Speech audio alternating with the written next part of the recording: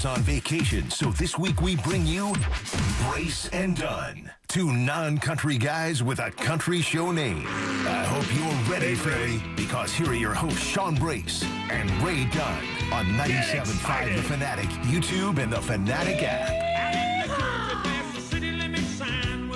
Welcome in to Middays without Marks here on 97.5 The Fanatic. That's Austin Jones. That's the intro music that we're rolling with this week. He's Sean Brace. I'm Ray Dunn. Austin Jones producing the program today. Austin, how are you? Doing well, boys. Doing well. Let's get all giddy up. Oh, yeah. Something like that. Hey, how are you, Sean Brace? I know Austin knows a thing or two about country. He has the background of the truck driving institution rolling through that blood. And if you're rolling up 95 or heading out west, what are we at, 80? 80 the big one there? Yeah. Out 80? west. Yep. You're going to be listening to some country, 10-4, right? good buddy. And that ain't Post Malone. Ain't none of that. Nah, that's Brooks and Dunn. But Brace and Dunn. We got a lot, man. How you been? Oh, there's so much to get into today. And I'm going to do myself the favor. I don't know if I'm doing the people the favor on this one of waiting for Rich Paul on this one. If LeBron's going to make me wait, I'm going to make LeBron wait for me to talk about him. We will get to it. LeBron Watch, Week 3. We are here. We have no idea what's going on. I was on PHL 17 this morning. Okay. They're like, yeah, yesterday in the air you said you thought it was close. I was like, yeah, I did. And then today woke up and Rich Paul's on my timeline talking about how he's not going to be rushed. So I don't know anything. Nobody knows anything. And we're going to continue to roll on from there. We'll play what Rich Paul had to say later on in the show. We just had a great conversation with the morning guys on their walk out of here. Great might be the wrong way to describe it with what Connor Thomas was saying. But we're going to get into the hot topic of the sports world that is surrounding the Phillies right now coming up later on this hour. But we begin with last night, and I was there, Sean Brace. Yes, you were. I got to witness it firsthand. That's what I'm talking about. It was beautiful. Just to get there, a 7:10 start, incredible. Love it. I mean, I'm more of a 7:05. That's when a proper ball game starts. But the 7:10 start, beautiful to get down there, get yourself a beer, get yourself to hang out. Nice. The 6:40 start time, I'm going tonight. I'll deal with it. It's still What is wrong. the breakdown of why they do when they do it? Last night was just national TV. That was the only reason why it was later. 7:10 ESPN. Yeah, ESPN advertised at 7 o'clock, so you tune in at 7 o'clock. You get 10 minutes of their pregame, then they hook you in for that 7:10 start. Does NBC have their choice of 6:40 or 7:10 or a 7:05? I think the Phillies dictate more the 6:40 Gotcha. thing. I Okay. think. All right. That would have been a great question for Amy on the walk out of here. We that probably makes should have grabbed her. I'll for tell that. you what, Amy got a nice backyard. Let me tell you that. Yeah, right you now. saw the pop fly. Yeah, Ooh-wee. Lord, Amy. I might move deep in. fly balls. They will go all the way back on the track Yeah, there. man, that was a Sean's got an arm to him too. that was a deep fly ball, as you just said. I like that. So yeah, last night down there at the ballpark, great time, great win. I have to say though, I wake up today and I almost feel like I've become the guy I never wanted to be. Because we talk so much about enjoying the regular season, enjoying the ride. It's 162. They get a nice win over the Dodgers last night. And I don't come out of that with the reassured, what a statement victory. What a win by the Phillies. I come out of it with, man, thank God they out-hit what was happening on the other side. I'm more grateful that they got the win than anything assured about what this team is after last night. Because I watched, again, defensively them be hurt by their shortstop. And I remember Dave Dombrowski talking last year about when he talked about the throw home from Turner. I don't think that it's a fine line if Turner makes a defensive miscue. I think it's just part of who he is, a part of the makeup of him as a shortstop at this point in his career and pretty much throughout his entire Phillies career. We're going to get specifically to Turner coming up. The bullpen was scaring me again. Kerkering comes in. Kerkering in a dirty inning. You know what's going to end up happening there. Bolin, who's been a joy to watch for most of the season. Big Bad John gave up the solo shot. Big Bad John. And then they're up 6. I turned to my uncle and say, well, if they blow this, they really don't deserve to win. And then I had to watch Duran in a game you were up 6 in the 9th inning. Got the job done. He did get the job done. I assumed he was going to get the job done, but you shouldn't have had to go to him last night. You got the entrance. You were at the ball yard. I've seen the entrance a million times at this point. All right. Wait, so, all right, let me cut you off here. Because it sounds like you are a little bit down on how things transpired in a 10-7 victory in a game that the Phillies outslugged the L.A. Dodgers. Oh, by the way, Ray, I know you are a baseball aficionado. You know the Dodgers have won back-to-back World Series, right? I do know that, yes. Heart of the champion, heart of the lion, all that nonsense. It's a really good team. It is. You should expect that they're going to go out there and give it their all and make things interesting for you. That was a 10-7 win. Yeah, was it perfect? Would I like to see the bullpen come in and hold it? Of course. Trey Turner's a whole separate category. We'll talk about him. What an unbelievable night at the Yard for him. But I come away completely different than you. That is how you beat the Dodgers. Now, again, it's July 20th last night. It's July 21st. So you need to do that come October. We already know that. If you want to beat the L.A. Dodgers, if you want to get to the promised land, you must out-slug them. You got to hit home runs. They hit 5 last night, Ray. They hit 5. Mm-hmm. Like, there it is. That's the recipe for success against this team. Sanchez looked great. He owns Ohtani. Oh, And that was awesome to watch. Ohtani struggles against the Phillies, especially in that's a feel fact. No, that's a correct feel fact. I know Sanchez is good against him, but in Philadelphia, I feel like Ohtani might have the lowest average out of any. He doesn't yard. have a home run in CBP. Wow. Yet. Knock on wood. Yeah. Thanks, Ray. That was an Austin's email us this morning. I'll blame that on Austin if it happens. Sorry, I was. It's not going to happen. I was scrambling this morning. I should have read that one, Austin. My bad. But I come away really enthused at a game where we talked about it leading into yesterday, where they lost 2 or 3 against the Mets. The awareness was heightened. Let's just put it that way. Yep. At home, national broadcast. The Dodgers are the Dodgers. They look great against the Yankees on Sunday, albeit they split the doubleheader. But you know what they have and what they're capable of. And you saw it last night with Mookie Betts and the long list of great names. Max Muncy, the great defense that they have on the diamond. Everything that you expect from a team that could potentially go and win their 3rd straight World Series. The Phillies outslugged them and beat them.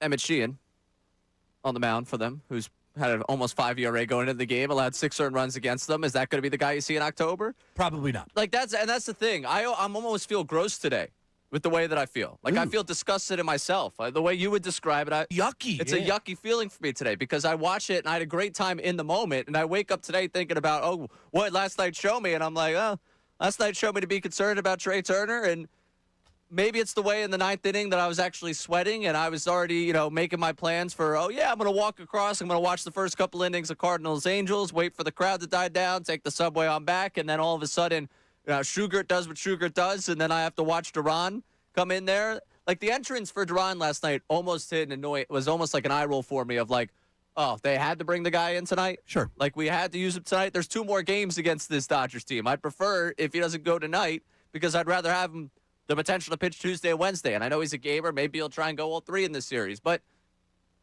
there was just a slight, I don't know. Yeah. Maybe it's being ungrateful. I don't like the way I sound today. I need kind of be put in check here. I kind of need someone to pump me up over last night. Well, I would just say, again, it's July, and I know that we can say that about any victory or loss and just move on. That's not what we do here. Right. We examine, hey, look, we have our vibes, we have our feels, and then we try and talk through them. That's what I'm trying to do right now. I need someone to check me. I need someone to tell me I'm being insane for this.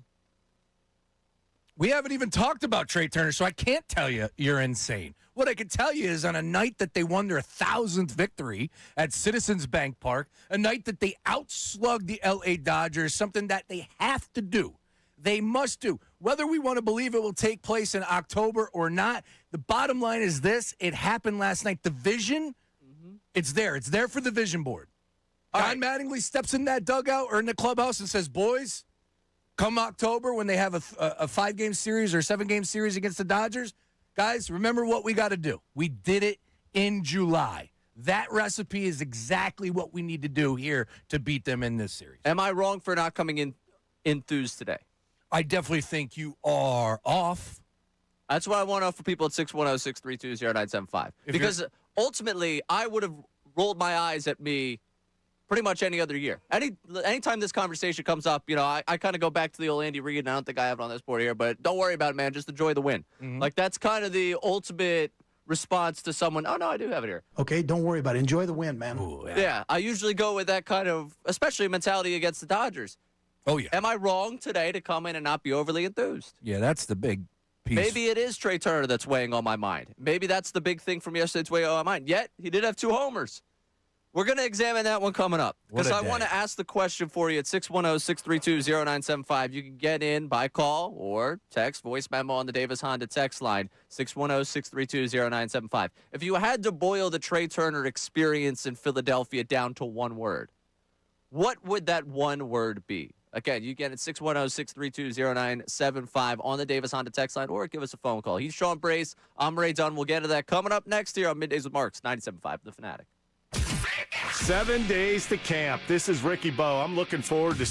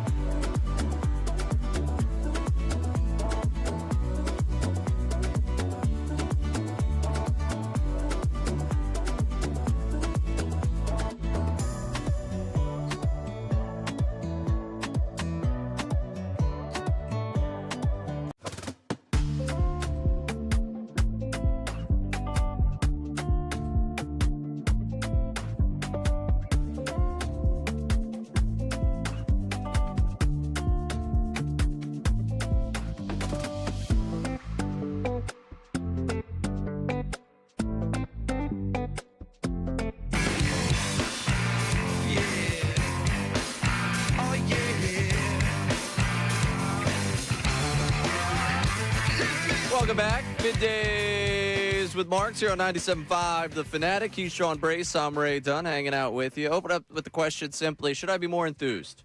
Because, I really can't fight how I feel. Unfortunately, I'd love to come in here and do the statement win. What a great win over the Dodgers. And I enjoyed the game while I was there last night. Guy in a row, fan of the program, came walking by. It was like a drive-by for him. Walked right past me. Hey, man. Appreciate the show, and then just walked and got his beer. Love it. Didn't even get a chance to catch up. Oh, I would have loved hey, man. Oh, yeah. Nice to meet you. The whole thing. He was just gone. Little it was nice. tap. Yeah, it was a nice little fist bump. Hey, man, good to see you. Hey, Ray. But if he saw me last night, he was like, wow, Ray's having a great time. I was hanging out with my uncle. We were having a good time, catching up, whole thing. If he listened to me today, he's like, where's this energy that you had last night?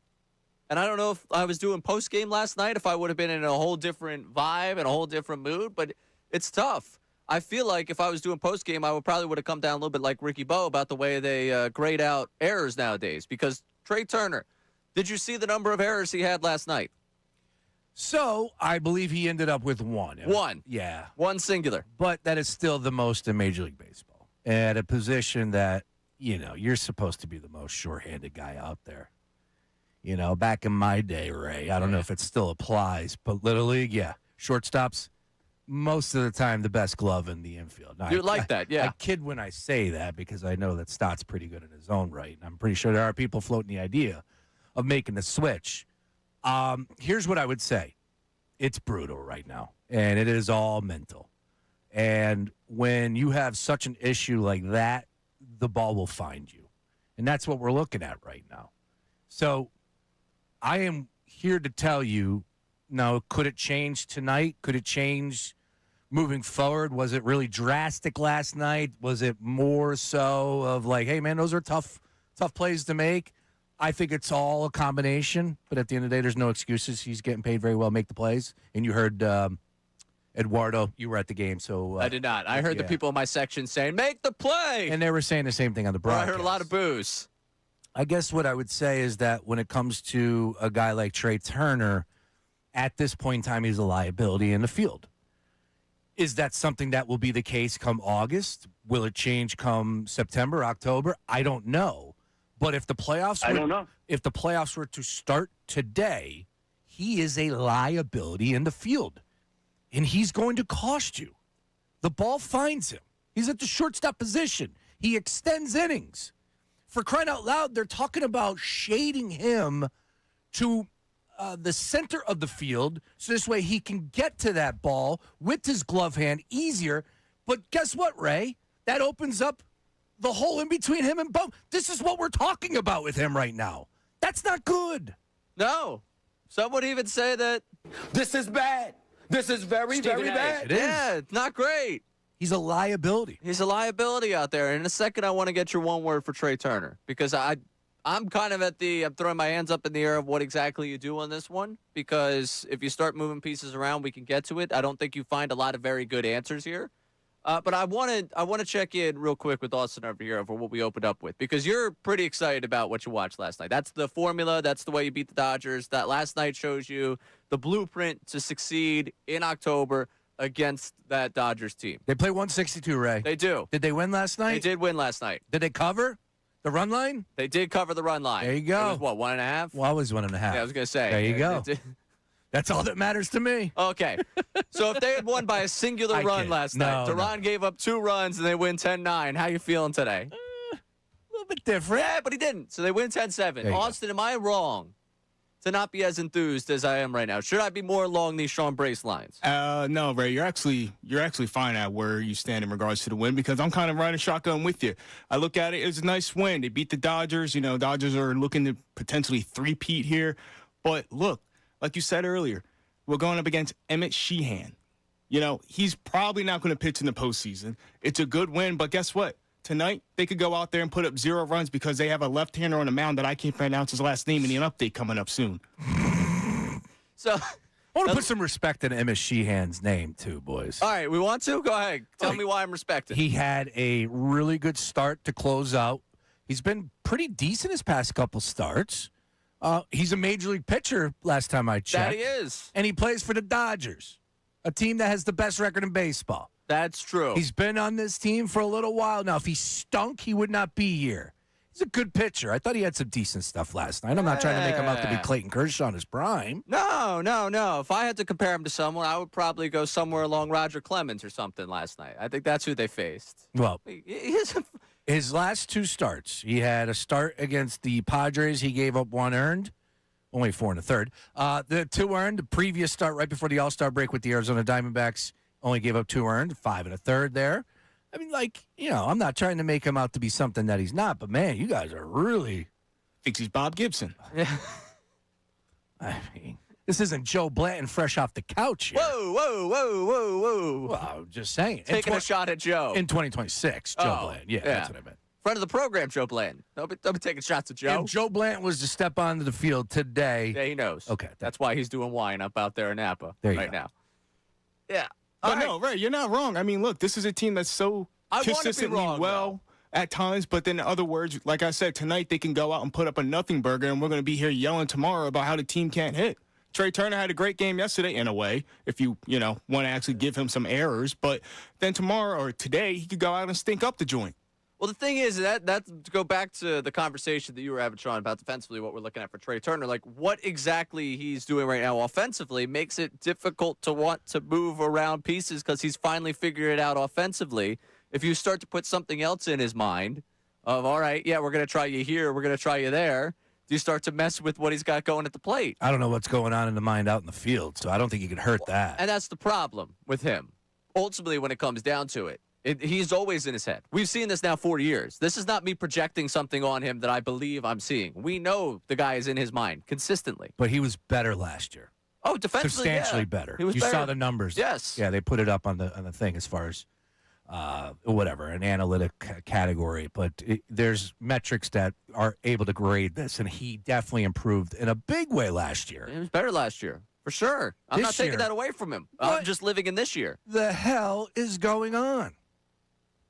My idea is put Schwarber at short and put him to DH. Can't be any worse. Why not? You mentioned trying to get up the middle. Imagine Schwarber trying to dive for a ground ball up the middle. Or trying to go backhand into the hole on one that Bohm lets under his glove. Yeah. And you got to love baseball, right? Like, so I watched a game last night with my wife, one of the very first games that we watched all season. Whoa. So much The happening. peace treaty is added a few different layers to this. Yeah, kid went down early last night, so that's what it came down to. So she pulls up the couch next to me. Boom, we watched the whole game. And I was ripping on Trey, and she's like, oh, would you take it easy? And I'm like, he can't be that bad. He's a shortstop in Major League Baseball. You cannot do that to Christopher Sanchez. He extended the inning. Yep. And they got out of the bases loaded jam. Luckily, again, you do that. You give a team like the Dodgers extra outs. Good luck. You gave him 30 outs last night. You No, gave him- 31 because he had the error and then 3 misplays. You gave him an extra inning of work. Yep. You took away an inning of work from Sanchez. You can't do that. You just cannot do that. He's a liability right now on the field. And he was getting extra work before the game. Like, he's working. Yeah, and this is the thing. So let's play the Don Mattingly clip because I don't doubt he's working. I don't doubt he's trying to get better. He tried to get better last year, and he looked better in the field. Okay. You know, we heard so much about Bobby Dickerson last year, all the work they put in together, how much pride Trey Turner takes in his game. But, I mean, let's just play Don Mattingly and let me react to it when we hear it. Trey's our guy. Trey works every day. So it's not like Trey's out there, doesn't care about defense. Trey cares about his defense. He wants to make plays. He's working every day. So we ride with Trey. And knowing that, and we talked, somewhere in that game, just about you got to put it behind you, right? You put those plays behind you. And he's not bothered by, like, what people would say. He wants to make plays. He wants to win, and he wants to get better, and he knows he's better than that. I trust Trey, honestly, and I trust all our guys. And Trey's going to make some great plays. There's going to be errors with everybody. So, again, Trey works. So he's out there every day working on his ground balls. He's working on his hands, all that type of stuff. So as long as Trey works, we ride with Trey. There is.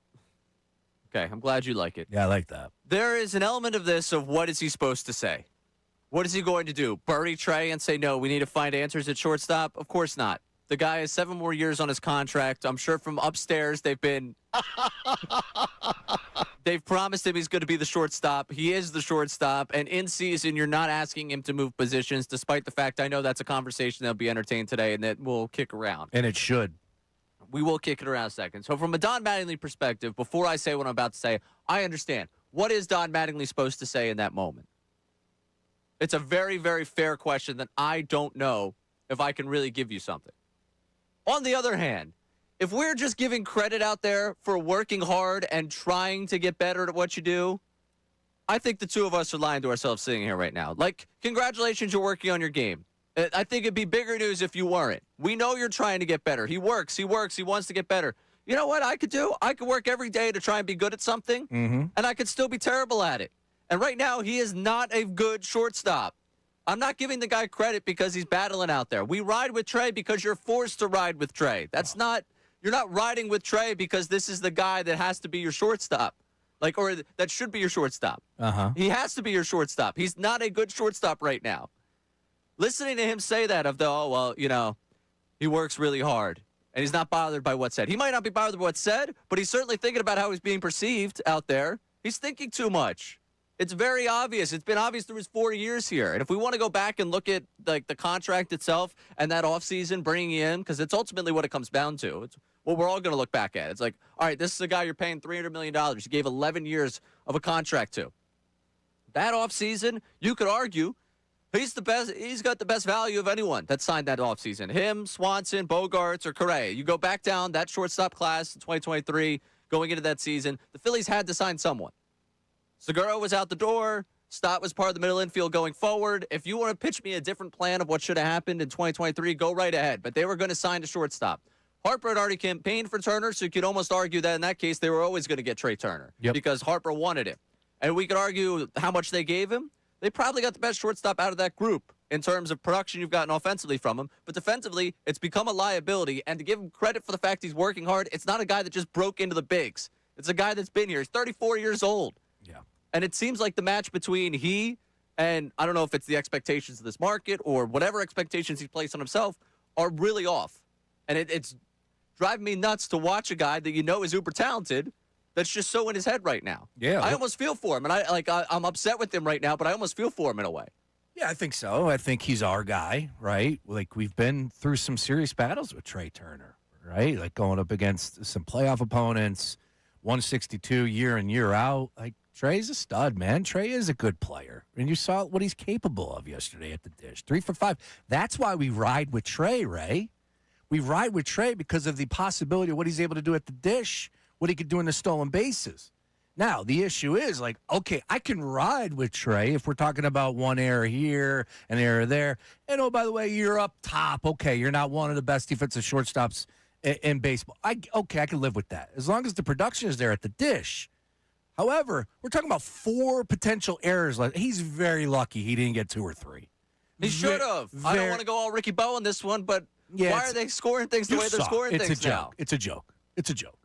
I don't want to upset Ricky I'm not Bowe trying to say today. 4 errors, but he could have very well came away with 4 errors last night. But He could have. We got 1 We'll error. go with the 3 misplays.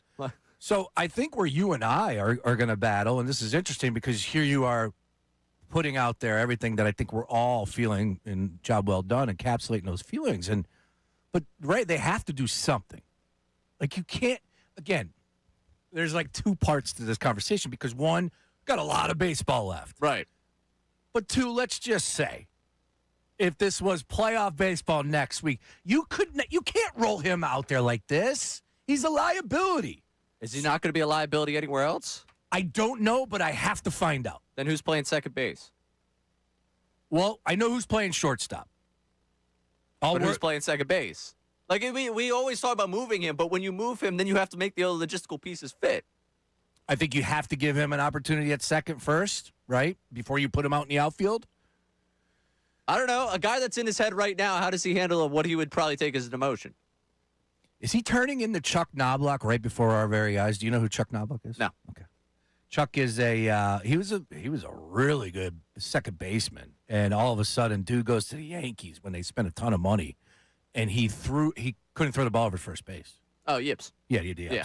And he throws the ball into the stands. It actually hit Keith Olbermann's mom in the head, I believe. That's the story. He had multiple of those in a season, Right. but it came out of nowhere. That's what I'm worried about right now. Worst case scenario, what we saw last night is not a one-time deal. He's going to be booting balls all over the field. He's been booting balls all season. He leads the league in errors. And he only had 1 last night. Yeah, but he was 3 for 5. 2 home runs. 5 RBI. All right, 1 word to describe the Trey Turner experience. It's easy for me. It's unsettling, Ray. Ooh, Unsettling. When I see him out there, again, the ball is finding him on the field. I have anxiety watching Trey Turner play defense right now. That's simply put. I almost have a defeated feeling. The ball goes to short, and it's almost like, oh, no. Well, and that's the beauty of baseball, because how funny was it that the final out of the bleeping game goes right to him? So I think what we need to do as Philadelphia fans is understand the assignment. Booing works. Does it? Yes, it does. Let's boo the hell out of him every single time a ball goes at him. Famously, booing is what saved Trey Turner. Correct. Booing works. Yes. Booing is what saved Trey Turner. Oh, we get the standing ovation. Gotcha. No, well, yesterday he boots the ball. And that, like I said, I'm watching my wife, and she's like, "Oh, would you take it easy? He made an error." I'm like, "No, this isn't a one-time deal. Look at she doesn't grasp the extending of the inning and, the work that Sanchez has to do. So I'm trying to lay it out. Of course, he comes up and blasts that home run, and she's like, "See? Give people a fair chance." He's a roller coaster. Yeah, he's a roller coaster. Yes, that's a good word. Volatile is the word I'm using. Ooh, that's a good one. Because sometimes we're looking at things swinging one way, and like the home runs, I'm like, wow, what a swing back in his favor. You know what? I should just shut up about the fielding. I can't ignore an error in 3 misplayed balls last night. No. That's the tough thing for me from last night. So I'm curious, do we have anything on the Davis Honda text line, 610-632-0975? Also, what do we got in terms of a word to describe the Trey Turner experience? One word for Trey Turner, unfulfilling. Traveling, well, this guy says he's on vacation, but I'm tuning in from afar, and Trey Turner's performance yesterday is good, but it's also unfulfilling. Unfulfilling's a word. Certainly, like if you... And I meant to grab this before the show. We'll grab it at some point, play it for you. The John Hamm audio from when he was a free agent. Are you familiar with this video? No. Okay, so it's a Sizzler reel that was put out with John Hamm doing the narrating when Trey Turner was a free agent going into that offseason. Are you familiar with it, Austin? No. I was actually looking for it, and I was like, what the hell is Ray talking about? Yes. Yeah, I thought about it last night. I had no idea. I what sent he the was talking text to you about today. guys. When I got no response from both of you, I figured neither one of you had seen it. I will find it. We will play it for you because you were expecting a certain player. And Trey Turner, before he was a Philly, was one of my favorite players to watch in baseball. Absolutely. He's electric. Because he's slid cool?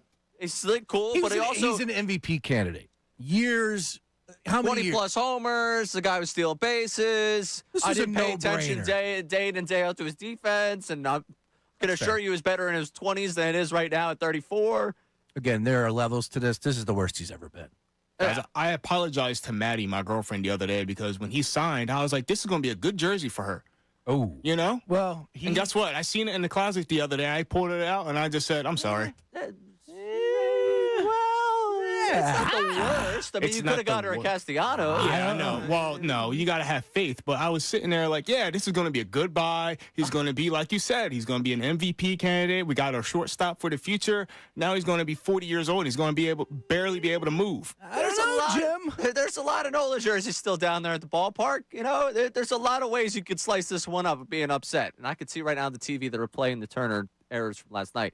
Do we have any more words of describing the Trey Turner experience on the Davis Honda text line? Yes, just disappointing. So that made me feel like, I was a kid again when my parents would just be like, I'm disappointed in you. I'm not mad at you. I think it's a little more for me than just disappointing. I like his answers after the game. I like how he stood up to the media and took it and realizes that it cannot continue. And, look, I think it's really easy for us to sit here and say this and for the fans in the ball yard who obviously are vocal and let it be known. But you saw the visual on Bryce Harper, right? Like, there's disappointment in that diamond. Yeah. He's got to walk over to Sanchez when the pitching coach rolls out to the – like, dude, that's going to really hit more than – no disrespect than us cooking up a word or the booze. Yeah. Like, dude, you are way better, and this is a team that has championship mentality at the top, and they can't get that job done if their shortstop is booting the ball all over the field. This cannot happen. It cannot be acceptable, and you must be aggressive to change it. Again, it's July 21st, so I'm not going to lose sleep if he's back out there today, which he will be. If he's back out there for these next 2 monster series against the Yankees and the Marlins, which he will be. But if he continues to go down this path, Ray, you must make a change. You cannot do this. He's a liability. He is. He's going to be a liability wherever you put him. I disagree. Okay. Why? All right. I think second base is easier to field than shortstop. All right? I really do believe that. 1. 2, putting that to the side, I do believe fielding fly balls are easier than playing shortstop at a major league level. Guy who hasn't played the outfield in how long? I get it. Decade?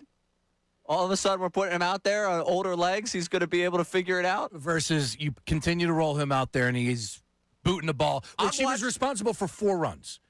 Like that needs to be the lead here, not one error. He should have had 4. No, he's responsible for 4 runs. I'm not telling you it's good shortstop play. I'm telling you that they're stuck between a rock and a hard place. Well, that's not getting the job done, Ray. You need Well, to that's who he is. I mean, again, they've promised him this position. If you move Stott over to shortstop, you move him over to second base, he's going to look at his demotion. Guy who's already in his head defensively is still going to have to deal with going up the middle. And now you're going to have him throwing off his back foot to first base instead of being able to plant and throw to first. So here it is. Because guess what? He's not hitting 2 home runs every single game. He could potentially make an error in that game, though. So what are you going to do? I can't take Schwarber off the DH and put him as the DH. No, that's not. I would rather Turner in the outfield.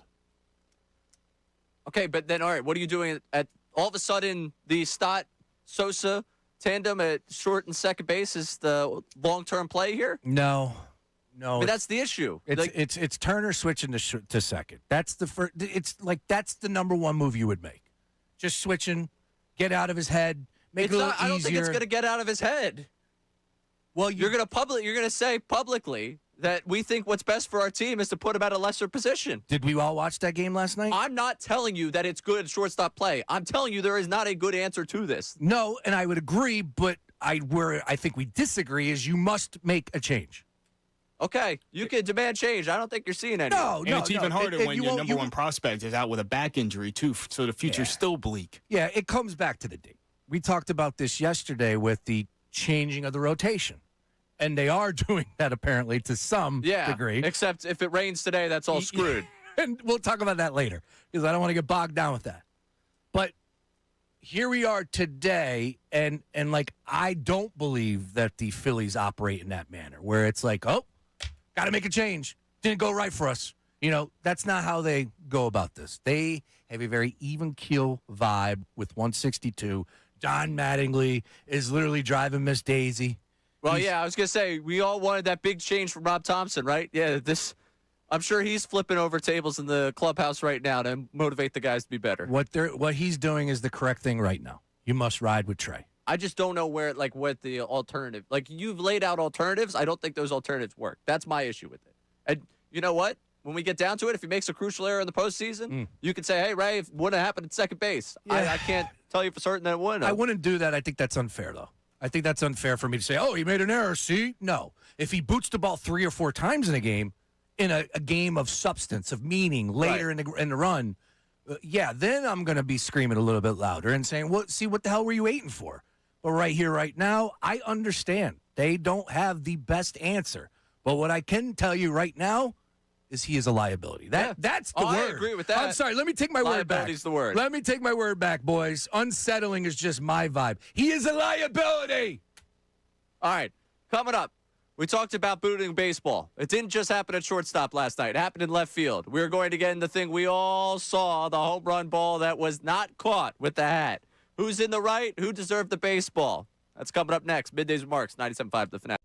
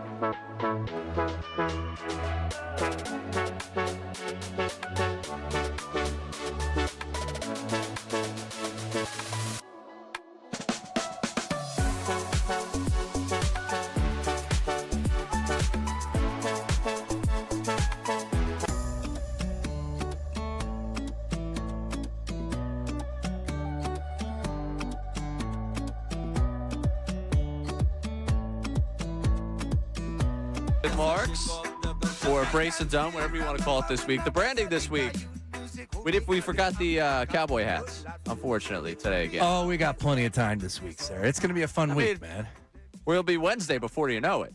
I mean, we're cooking with gas already today. And hopefully Friday. Yeah.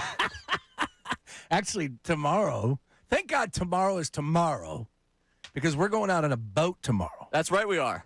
Yeah, thank God tomorrow's tomorrow, and today's today. Correct. And Thursday's Thursday. So supposedly we're going to be getting hit with some pretty bad rain today. Be careful out there. Yeah, be safe. Is it raining yet? I don't believe We're so. caged in here. I can't see anything. But flooding, all that nonsense. So, yeah, you got to watch out for that. Yeah, be careful out there. Be safe. Also, be safe from people that might be trying to take something you rightfully earned, like a home run ball. Yeah. We're going to get back to the Trey Turner conversation. I know we got plenty going on the Davis on the text line, 610-632-0975. But the home run drama last night, 7th inning. Now, this is what I miss, being there at the game. I had no idea this was a thing. I went about living my life as if nothing had happened. And that's, I guess, wrong on my part, but I had no idea. This was 7th inning, home run to left field. Man, outstretched with his baseball cap, goes up to catch the home run out in left field, left center field. Mm-hmm. The ball knocks his hat away from him. The ball is in the hat for a moment. As it falls to the ground, the hat falls to the ground. The ball becomes dislodged from the hat, ends up in the hands of a man wearing a Cooper DeJean jersey. He catches it. He secures it. The Cooper DeJean fella is holding said baseball, reaches down to grab the hat, as the gentleman would, to help the gentleman who lost said hat.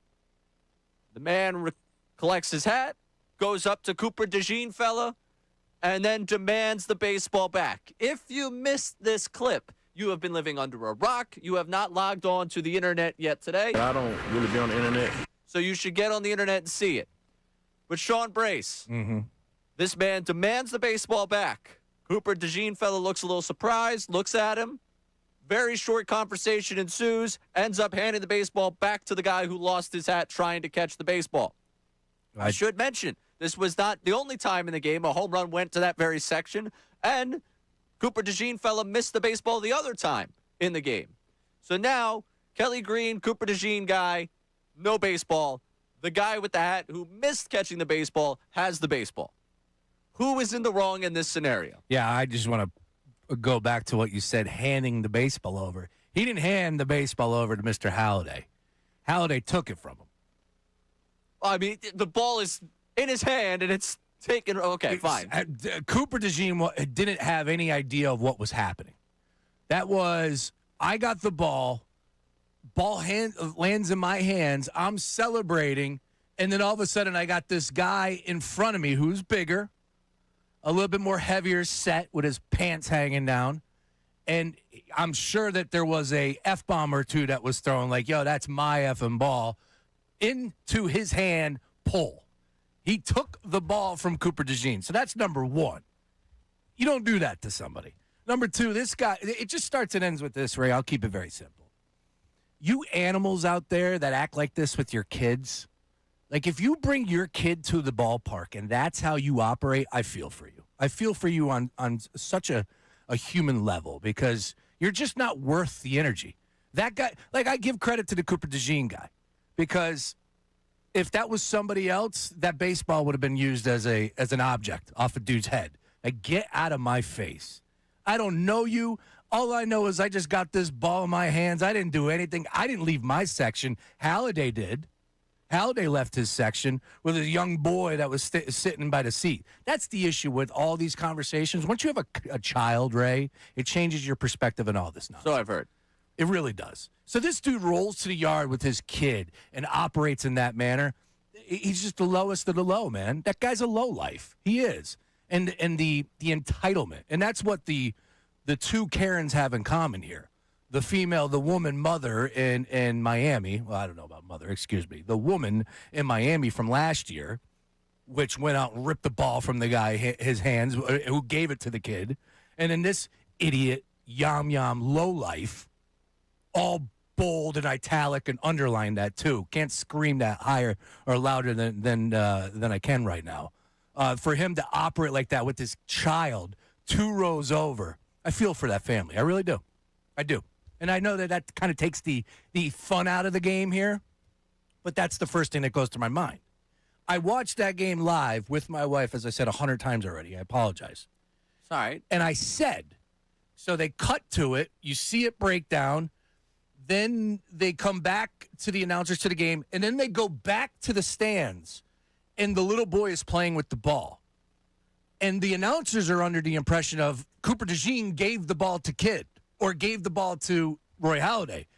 I go, no. I told my wife, I go, that's not how it happened. I guarantee he grabbed the ball from him. Boom, they showed a replay, nailed it. Blew my wife's mind. She's like, how did you even know that? I'm like, because I got this intuition when it comes to idiots and how you don't operate at the ball yard. That right there is number one. You loser. I just want to find the person that's defending the hat guy today. Connor Thomas was attempting to, which was beyond me, how you could defend the guy in the hat. Ultimately, the ball went into your hat. You lost control of your hat. Thus, you have lost control of the baseball. The hat falls, the ball comes out of the hat, the guy catches the ball. Now, if Cooper DeJean caught both the hat and the baseball and put on the Phillies hat, fine. It would have been now great. We've got a problem. I wish he did. He just caught the baseball. That's how this works. If I put my hand up to try and catch a foul ball where I'm sitting, and it goes off my hand and into someone else's hands and they catch it, I'm not entitled to the baseball. In this act, the hat is an extension of the hand. It went off of your hat and into someone else's hands. He secured the catch. This is a skill issue. Be better at catching the baseball, and you will have the baseball for your son. That's how this works. Sad, because I guarantee if that Halladay cat said to him, hey, man, let me get the ball for my son, I guarantee Cooper DeJean would have gave it to him. Guaranteed. He's a young guy. And then, then it becomes a whole different conversation. But it's great. We're at the ball yard. But it's you go fun. climbing over the 2 rows to get up to him, and then you're starting to reach and grab at the ball. Low life. And I know a million people probably know this guy, grew up with him. We don't even need to go down that path to where he's from, because I know that was a funny thing on social media last night, taking a guess. But just, like you hope maybe something like this might register and make someone better. Yeah, and that's the other thing. As much as I'm ripping the guy today, there is no need for us to go, policing, let's find the guy. No. It's just wrong in the moment. There's no need for us today to get a name, the whole thing. I'm good sure on that rap sheet's long. Sorry. All right, coming up, we are going to give you our Take Tuesday for the first time here live on the show. Yep. 11 a.m. Take Tuesday for the two of us. Oh, Take Tuesday. Let's go. I know you got one you want to roll with. Yes. So I'm excited for that. If you want to get in your takes for the Take Tuesday, we'll explain it coming up. We got a $50 Rita's gift card to give out. For the best scorcher, we want to cool you down with some Rita's. Is that what we're going with today? Is that how we're branding this one? BP is hooking us up with a nice big gift card for the Take of the Day. Take All right, Tuesday. so we'll get to that coming up. And then, of course, to what Rich Paul had to say. He's John Brace. I'm Ray Dunn. Middays and Marks, 97.5 The Fanatic. Now on 97.5 The Fanatic Sports Update. Turning up in South Philly, I'm Austin Jones with your Fanatic Sports Update. The Phillies smashed 5 home runs in the win, and Bryce Harper hit his 200th home run as a Philly in the win.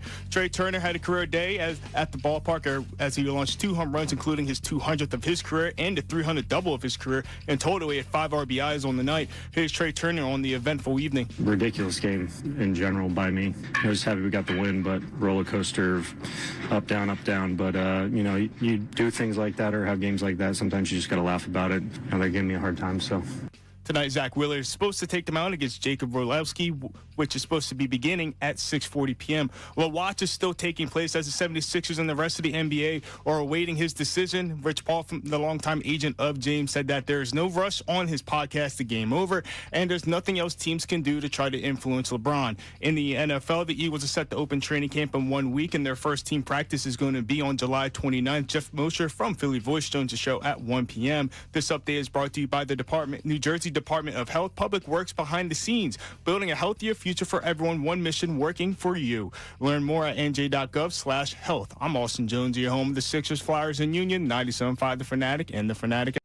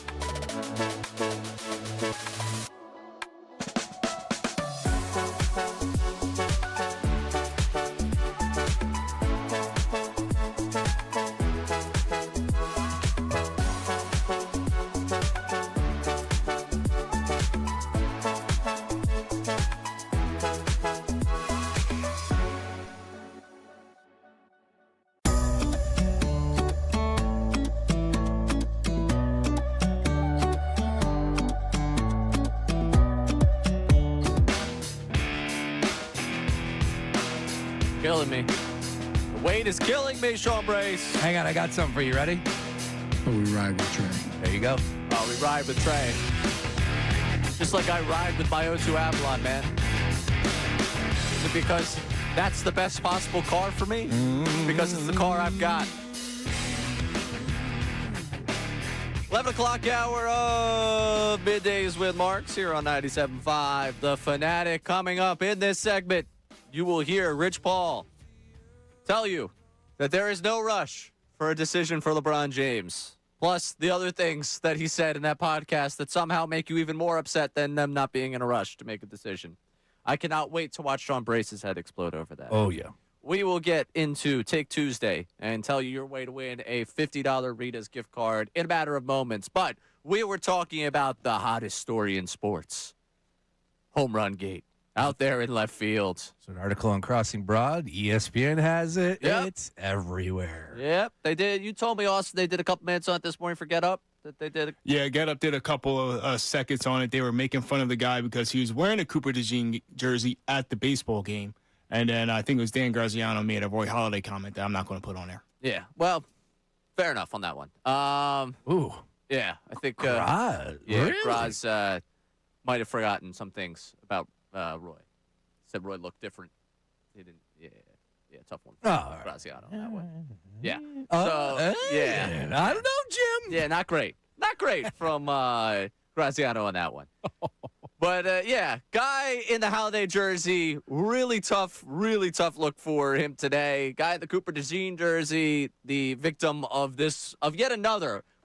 Within a calendar year, we've had two different incidents with Phillies fans snagging away home run balls that were rightfully earned by another fan. And you want to know the word? You were asking me for a word with Trey Turner. The word with both of these yams is entitlement. Yeah, I was going to say entitled. Entitled. Both of them. Who are you people? Like, honestly, stay home. If you can't work, if you can't be around other people, just stay home. That's all. Like, the ballpark is supposed to be a fun experience. This dude's losing his mind. Correct me if I'm wrong. Was it Mookie Betts' home run, too? It wasn't even a Phillies home run? Right? I believe. Yeah, the text chain from earlier in the morning was saying it was Mookie Betts, so we're just going to go with it. Yeah, it was, because I know it wasn't Turner's. Right, the only other seventh inning one was Harper's, right? That was Harper's 200th, and we would have made a much bigger deal about that if the 200th home run was still, because I saw Harper took care of the fan that got his 200th home run. Pretty cool. 200th home run with the Phillies. Nice jersey, Yeah. Victus bat, autograph, hung out with care of him. Bryce. Yeah, very Took cool. care of him. Now, I asked for someone to defend the guy, because none of us here could see the logic in defending the guy in the Halladay jersey. Our guy Bill in Utah is checking in at 610-632-0975, and I think he's going to give some sort of a defense. Bill, you're on 97.5 The Fanatic. Okay, first I'll make it really clear. I'm not taking the side of the Phillies jersey guy, but I'm giving a loophole if you were talking like in a courtroom case. I like it. Okay. I like it. All right, here we go. The ball was hit. It was caught by the Philly hat. Philly hat fell out of Philly jersey guy. Ball was removed from Philly hat. Then the ball was removed from the jersey of the Eagles guy from the Philly guy. So the Phillies guy can argue that the ball was in his hat, which is his personal property. Therefore, he retains the ball. Well, Would Your you buy Honor? that if this was in a courtroom? Yeah. Your Honor, I would like to take a look at the video one more time. I object, Your Honor. You see the baseball flying through the air. Yeah, there was no completed catch. No 2 feet down. Baseball takes the hat away from the hand of Halladay jersey-wearing fella. Following the hat falling out of the hand of Halladay jersey-wearing fella. The ball then goes airborne once more because the hat is not able to hold it down to the ground and complete the process of the catch. There it is. That ball, when it goes airborne, falls into the hands of Cooper DeJean jersey-wearing fella, where he completes the process of the catch and the hat falls its way to the ground. Yes. Thus, in that moment, the catch is made by Cooper DeJean, the hat is to the ground, and our client, Cooper DeJean, was so kind as to go down and try and reach and pick up the hat for Roy Halladay jersey-wearing fella. And yet, your client, Bill, because now I'm turning this on you, Bill, not my client. your client. You took us into the courtroom, Bill. Your client You can't handle then the truth, came Bill. over and tried to rip it away from the hand of my client. Hey, you know what? One of these days, it's going to break out in bounds because that ball's going to be worth money. Oh, yeah. And someone's going to end up working a black eye, or a busted nose or worse. Well, look, We were a little worried it was going to happen last night. you take a look at some of those Ohtani home runs when he was chasing down history, and there was definitely some fights. Yeah, there were some people. How about the one guy? Correct me if I'm wrong. He was shooting a video in Miami, and like the ball came at him, and he was still rolling the video, and it's like, dude, put the video down because you could sell that ball for whatever it was. It went for a ton of money. Sure, Mookie Betts at Citizens Bank Park on July 20th, I don't think is going to fetch those types. Almost did, because that was number 303 and 304 for bets. Really? Almost. Close, but no cigar. If Schwarber hits 59 this year and breaks Howard's record, if that was that ball right there, there's a fight over it. Sure. For sure. Yeah, I'm not here to tell you to stay in your seat. You can go and move. Like, there's supposed to be fun in this, right? Like, that dude just took all the good vibes, and you saw it, right? Because Cooper DeJean literally went from the joy of victory to the tears of defeat in a snap of a finger's flash of light. And then there was a guy next to him that was telling Roy Halladay, get the hell out of here, dude. Right. Like, go away. You're in the wrong. Should the Phillies do a make good for the kid? Or it'd guy? be I don't know nice. how old he is. It'd be nice. The usher was talking to him at the end, so I was wondering if they did kind of point him in that direction. Throwing out tonight's ceremonial first pitch. Well, what's funny? I just had the vision of you with that breakdown to the caller, almost like an official. You're announcing to the stadium who's getting the ball. All right, after further review. Upon further review, Roy Halladay fella did not complete the process of the catch. And, oh, by the way, that's a second yellow. He gets a red card, is now removed from the stadium. How about that? That would be good.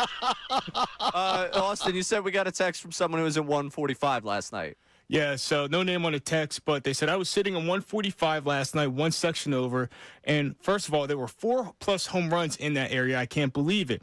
He said, I can't believe Coop got his hands on 2 of the baseballs last night and didn't get one. It was a melee. I felt like it was a pretty ball-hungry section anyway, as between every inning, kids and adults were begging the outfielders for the balls. So people were fiend up yesterday for some baseballs. Maybe I need to stay home.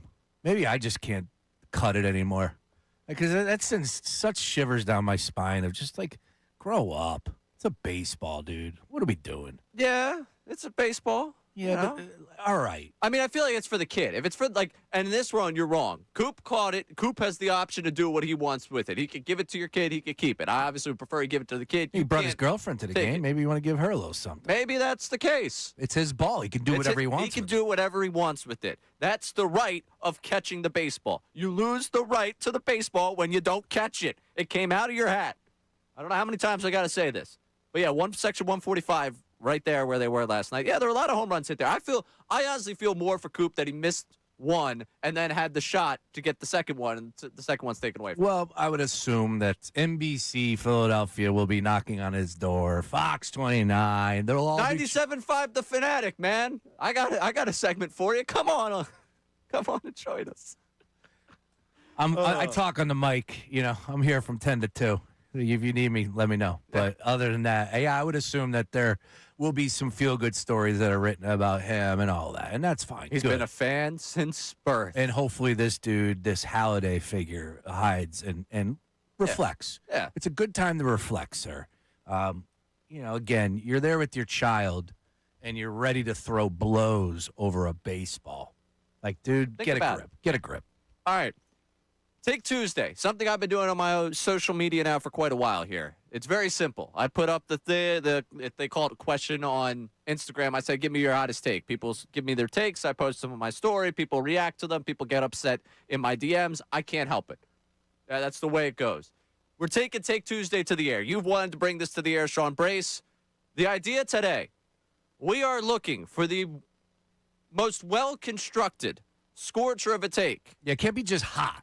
Right. Got to have some basis. Yeah, we got to have some value to it. We got to have some real solid base to it. You can't just throw something at the wall and hope it sticks here. We want the best constructed take, and we're going to cool down your scorcher with a $50 Rita's gift card. You can send in your takes via the voice memo, 610-632-0975, and we're asking these to be sports-centric in terms of your hottest takes. We'll get you a $50 Rita gift card if we believe you have the best constructed take. Now, this also doubles as an excuse for Sean Brace to get something off his chest that he has long been holding here of a scorcher. He said last week, Sandlot take, Zach Campbell take, I could take those and make you forget about them with this one. No, it's a Take Tuesday, Sean Brace. What do you got for me? It's a Take Tuesday. But no, I haven't been sitting on this one, Ray. This one hit me over the weekend. Oh, really? Yeah, this one hit me with the Lou Dort trade.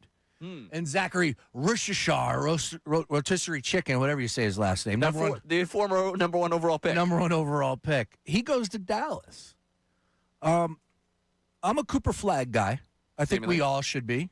He is a absolute stud. We have been watching him, nothing too crazy at Duke with the one season, but he did have the 2-year build-up in high school. He was out there practicing with the NBA players as they were heading to the Olympics, I believe, in France. Like, dude's the real deal. And what we saw in this rookie season was just incredible. And everything that Dallas went through, just think about it from his perspective and what you were able to get out of a 19-year-old, where he averaged 21 points, 6.7 rebounds, 4.5 assists, won Rookie of the Year. Oh, by the way, pretty darn good class with Knipple and then, of course, our guy VJ. Yep. I think the NBA is in a great spot. But my take is this for Take Tuesday, right? And I will even add a layer onto it because I'm getting a little spiced up today. All right. Cooper Flagg and the Dallas Mavericks will win an NBA championship in the next 5 years. In the next 5 years, Cooper Flagg will have an NBA championship with Dallas. Now, that's spicy. That's warm, right? It gets us into an NBA conversation, gets us into, of course, Oklahoma City, the greats, the Giants, all that. But what do you think about when you think about, you could say NBA in general, but definitely the West? Think about the alien. Mm-hmm. I think Cooper Flagg will have a better career after it's all said and done than that Victor Wembanyama. Cooper Flagg, better NBA career than Victor after it is all said and done. How about that, sports fans? How about that? So it's a little take-ish. But Cooper Flagg, NBA ring in the next 5 years, lock and load. Dallas, just add pieces around him. And this isn't even about right here, right now. It's not. He's not getting a ring next year. He's not getting a ring in 2 seasons, 3 years. It's going to take some time. But surround him with athleticism. I like the way that Dallas has approached this offseason. Again, they're still moving pieces. This isn't the final hurrah for this roster. 2-3 years from now, they're going to add the right pieces around Cooper Flagg, shot makers, all that. I think the Dallas Mavericks and Cooper Flagg will get an NBA championship next 5 years. I don't know if you see them outside the studio right now. That is the Beasley Media Group drug testers. Oh. They're here to get a sample of your, they want to make sure you're okay. It might melt the cup, but okay. Let's give it a shot. Sounds good. So your take, Cooper Flagg will have a better career. Yes. Than Victor Wembanyama. Correct. You're smoking crack! That is the bar for Take Tuesday today. If you could give us a better constructed, more of a scorcher than Sean Brace, or if you want to tell Sean Brace that, well, He's on something right now. 610-632-0975. We already got that one in. There's no name on the text, but they said, is this Sports Take Tuesday or Drunk Day Tuesday? Well, you got to put your name on the text. Come on, people. We don't read nameless text. 1, 2, no. Completely sober. Been in the gym for the last 48 hours. Been feeling good. In the lab. Been back. Cooking. Hey, look, I am a fan of both of these cats. Cooper Flag a little bit more than Wemby. I like Wemby's edge. I think what everybody's crying about. Dude, last night I actually thought to myself about the 29-point loss. I still can't believe the Knicks blew that game. I still can't believe the Spurs blew a 29-point loss. And like, how do you blow that in the NBA Finals? They did. Hey, Bryce, with Wemby. would you like to add one more layer to it? Because part of the reason they got Cooper Flag is because the team stunk, and they traded away Luka Doncic. So I ask you, are they more likely to win a championship before Luka and the Lakers? I like that angle. Sure. Although I do like what the Lakers are somewhat approaching with, but I don't think it's good enough with Kessler and Reeves and Luka. And Luka's a guy that could get you to the NBA Finals again. Absolutely. Luka's a stud. But Cooper Flag, watch out. Watch out. Okay. And I don't think I'm saying anything that nobody isn't, right? Like, well, I mean, aside from the better rookie career year. than Wembanyama, that might be something you're saying that nobody else is. But That's a little takey. that's the take right there. That's the point of Take Tuesday. Okay. Not the fact he's going to win a championship in the next 5 years. That's pretty hot. I mean, that's giving him a 5-year runway. Yeah. Okay. You're giving him some time. It's probably one more title than I give them in the next 5 years. So in that case, you raise the bar on the take than what I would. But you're big on Cooper Flag. So you bring up Cooper Flag. You remember, obviously, I think we've talked about enough that I was obviously on my buddy's bachelor trip to Jamaica. Mm-hmm. We were going to get dinner one night. This guy comes running up to us. He daps up my buddy. And I guess he had run into him earlier during the vacation. And he says, man, I'm about to go get engaged over there on the beach. He's like, I'm about to sit down and have dinner with the love of my life, ask her to marry me. The last thing I need to do before that is get Cooper Flag's blessing.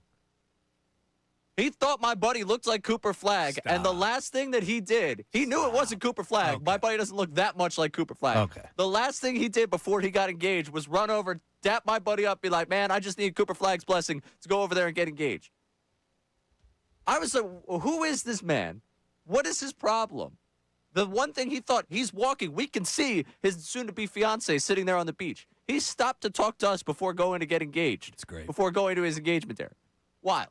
That is great. All right, we need at 610-632-0975, whether it be the Davis Honda text line or the phone line, whatever you got for us, a Take Tuesday, the best constructed take. And the bar right now is that Cooper Flag will have a better NBA career than Victor Wembanyama. That is the bar right now. You could give me something well-constructed better than that. You're going home with a $50 Rita's gift card. 610-632-0975 on the Davis Honda text line on this Take Tuesday. Is LeBron coming here, Ray? We're not going to know. Rich Paul, we're not going to be rushed. Here is the latest from Rich Paul. Like I said, it's still his choice. So if he doesn't really know. I would like to make something abundantly clear to Rich Paul. Everybody knows it's LeBron's choice. We are well aware it is not my choice. It's not Sean Brace's choice. It's not Austin Jones' choice. It's not Rich Paul's choice. It's not Adam Silver's choice. What about Shams? It's not Shams' choice. Rich Paul, if you could save us all the 5 seconds every time you talk about this and save me the minute of melting down on the radio about it, we understand. It is LeBron James' choice. We're all waiting on LeBron James' decision. We've got it. We've got it from here. Thanks, Rich Paul. Back to you. Can't rush it. Can't rush it. So right now the league is aware of this, that he's not there yet. And we're not going to be rushed. We don't. It doesn't matter. I don't want to sit here and sound like this. I'll just say we're not going to be rushed. It is his choice to make, and when he makes the choice, he's making it. Here's the other thing. There's been several people to call and say, hey, Rich, is there anything more we should be doing, we could be doing? And my answer is no. We don't need you to go above and beyond about anything. We understand it. It's clear. And again, there's roster spots that's not filled. If they want to fill their roster spots, we're not saying don't fill your roster spots. We're not saying don't fill your roster spots. Yeah, if you want to go out and sign a veteran minimum to the veteran minimum instead of LeBron James, go right ahead. That seems like something that'll go over well with your fan base. Forever be the guy that filled your roster before LeBron made his decision. Yeah, Rich. Yeah, it's ridiculous, but it's more of the same. Yeah. It comes back to the argument of, I don't want to be involved with the circus that is LeBron James. Well, we're in it. We're in the middle of it. I don't know if excuse me, let me take that back. I don't know if we're in the middle of it. I think we're actually in the stands watching from afar. Like circus. Last time I was at a circus, they had animals. I don't know if you can have animals at the circus these days, right? So let's just say the people that are swinging on the trapeze artists, those people, they're going up. We're watching from the rafters over there while Miami Heat and the Cleveland Cavaliers are literally the ones that are swinging from the trapeze high above. We're not that. We're not that right. All right, so what percentage are you at? Oh, man, I'm holding at 40. Okay, you can't be holding at 40 and tell me we're not trapeze, because if they're 40%, I'm not moving. But if they're 40%, let's do the math here. 100%'s the total. Yes. The Sixers being 40 means there's 60 to be shared between Miami and Cleveland. We're not sharing. It's Miami Heat's sandbox, and they're not giving up their toys. Okay, so they've got 60%. They got 60 of the Cavs pie. are just hanging out because it's the Cavs. The Cavs are hanging out because he will end up finishing his career in Cleveland. But as of right now, he's going to Miami, and the Sixers were used. That's all. All right. For those that believe in the 76ers, you're going to want to hear what Rich Paul had to say about the trust the process comment from Fanatics Fest. Have you heard this one, Sean Price? I have not. I did not press play. I did see your roommate did bright and early this morning. Oh, bright and early. Bright and early. It's good work by him. He's losing his mind a little bit. Well, aren't we all? Aren't we all? He's Sean Brace. I'm Ray Doug. Coming up, what Rich Paul said about the trust the process comments from LeBron. Did it help the 76ers? We'll have that, and we're talking AI. Just not Allen Iverson later on in the hour. He's Sean Brace. I'm Ray Dodd. Middays Marks, 97.5 The Fanatic. Now on 97.5 The Fanatic Sports Update. Turning up in South Philly, I'm Austin Jones with your Fanatic Sports Update. The Phillies smashed 5 home runs in their win last night against the Dodgers. Bryce Harper hit the 200th as a Philly. Trey Turner had a career day as he launched 2 home runs, which included 200th of his career and the 300th double of his career as well. In a total, he had 5 RBIs on the night. Here is Trey on his eventful evening. Ridiculous game in general by me. I was happy we got the win, but roller coaster of up, down, up, down. But, you do things like that or have games like that. Sometimes you just got to laugh about it. And they gave me a hard time, so. Tonight, Zach Wheeler will take the mound for the Phillies as first pitch is going to be at 6:40. The watch is still taking place as the 76ers and the rest of the NBA await his decision, which Paul, the longtime agent of LeBron, said that there is no rush on his podcast, The Game Over, and there's nothing else that teams can do to try to influence LeBron. In the NFL, the Eagles will open up training camp in 1 week, and they have their first team practice scheduled for July 29th. Jeff Mosher from Philly Voice will join us at 1 p.m. This update is brought to you by the New Jersey Department of Health. Public health works behind the scenes, building a healthier future for everyone. One mission working for you. Learn more at nj.gov/health. I'm Austin Jones, your home of the Sixers, Flyers, and Union, 97.5 The Fanatic, and the Fanatic app.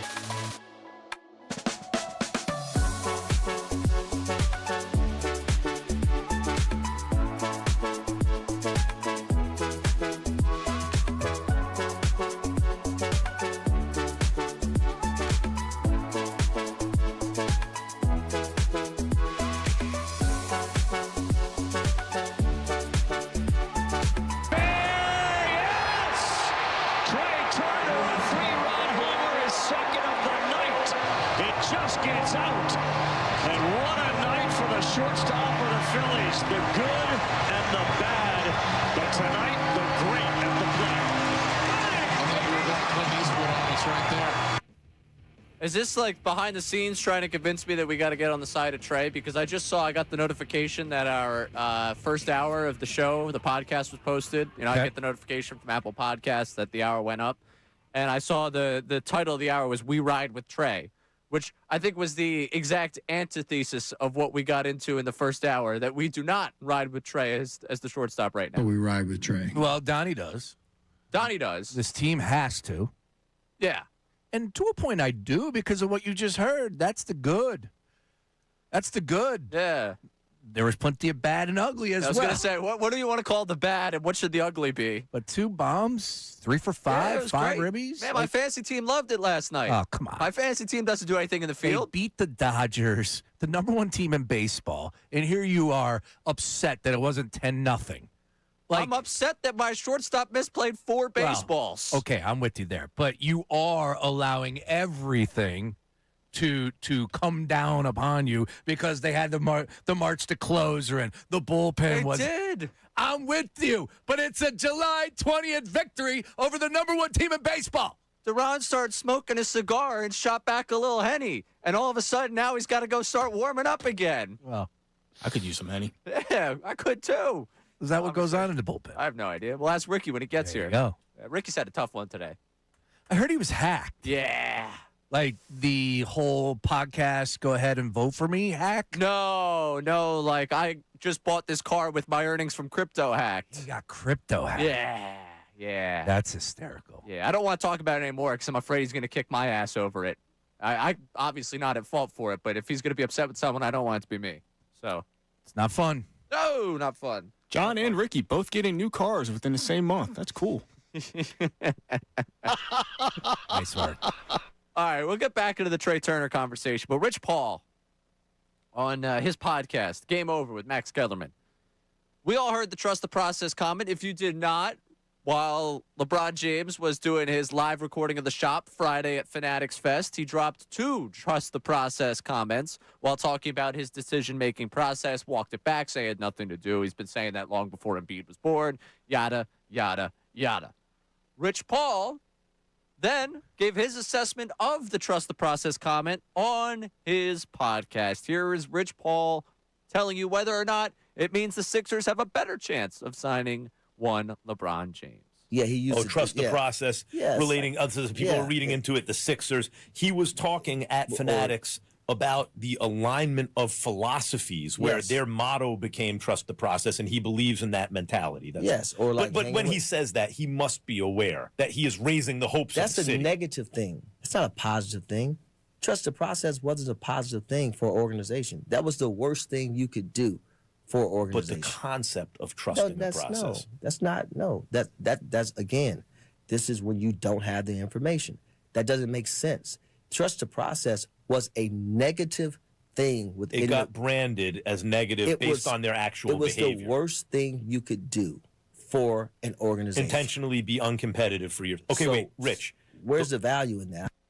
So Rich Paul says it's a negative thing that LeBron said trust the process because it's the worst thing an organization could do. We could debate the merits of the process all day, but the real point of this is Rich Paul is now trying to play it as, no, it's not a positive thing for the 76ers that LeBron said trust the process. It's actually a negative thing, which makes close to 0 sense because I would imagine LeBron, as Max Kellerman's pointing out there, knows the connotation of what trust the process means to Sixer fans and to NBA fans. People equate it with the 76ers.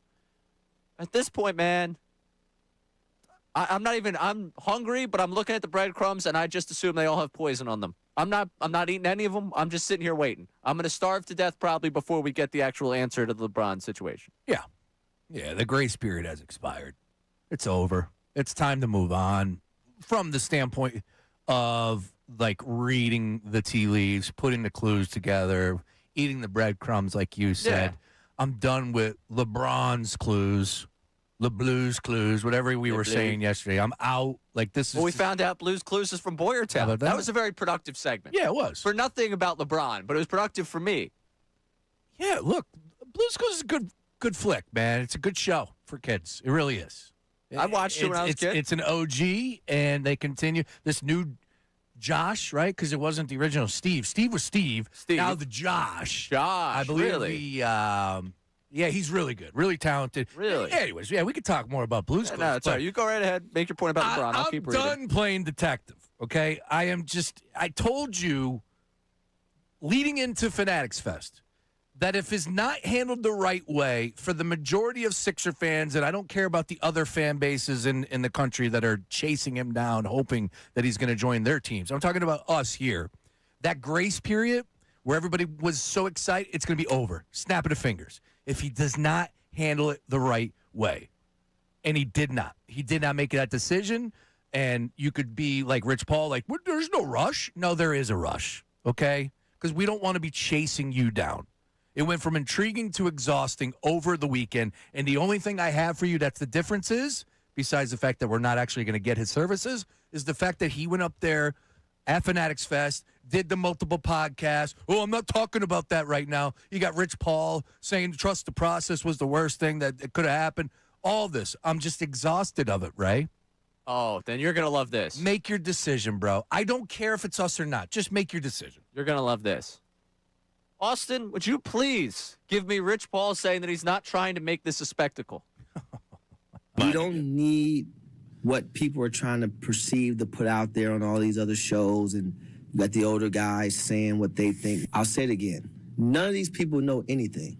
Nobody knows nothing. And I say that respectfully because we haven't made it to where anybody knows anything. So I think it's important for people to understand we're not making this about attention and a spectacle. It's not about a decision or anything like that. He has a choice to make. He has a business choice to make. We're not going to sit here and decide or allow someone else to decide when he makes that decision or that choice. It's a business choice that he's making. And I think as an athlete, why is it that an athlete has to rush his choice?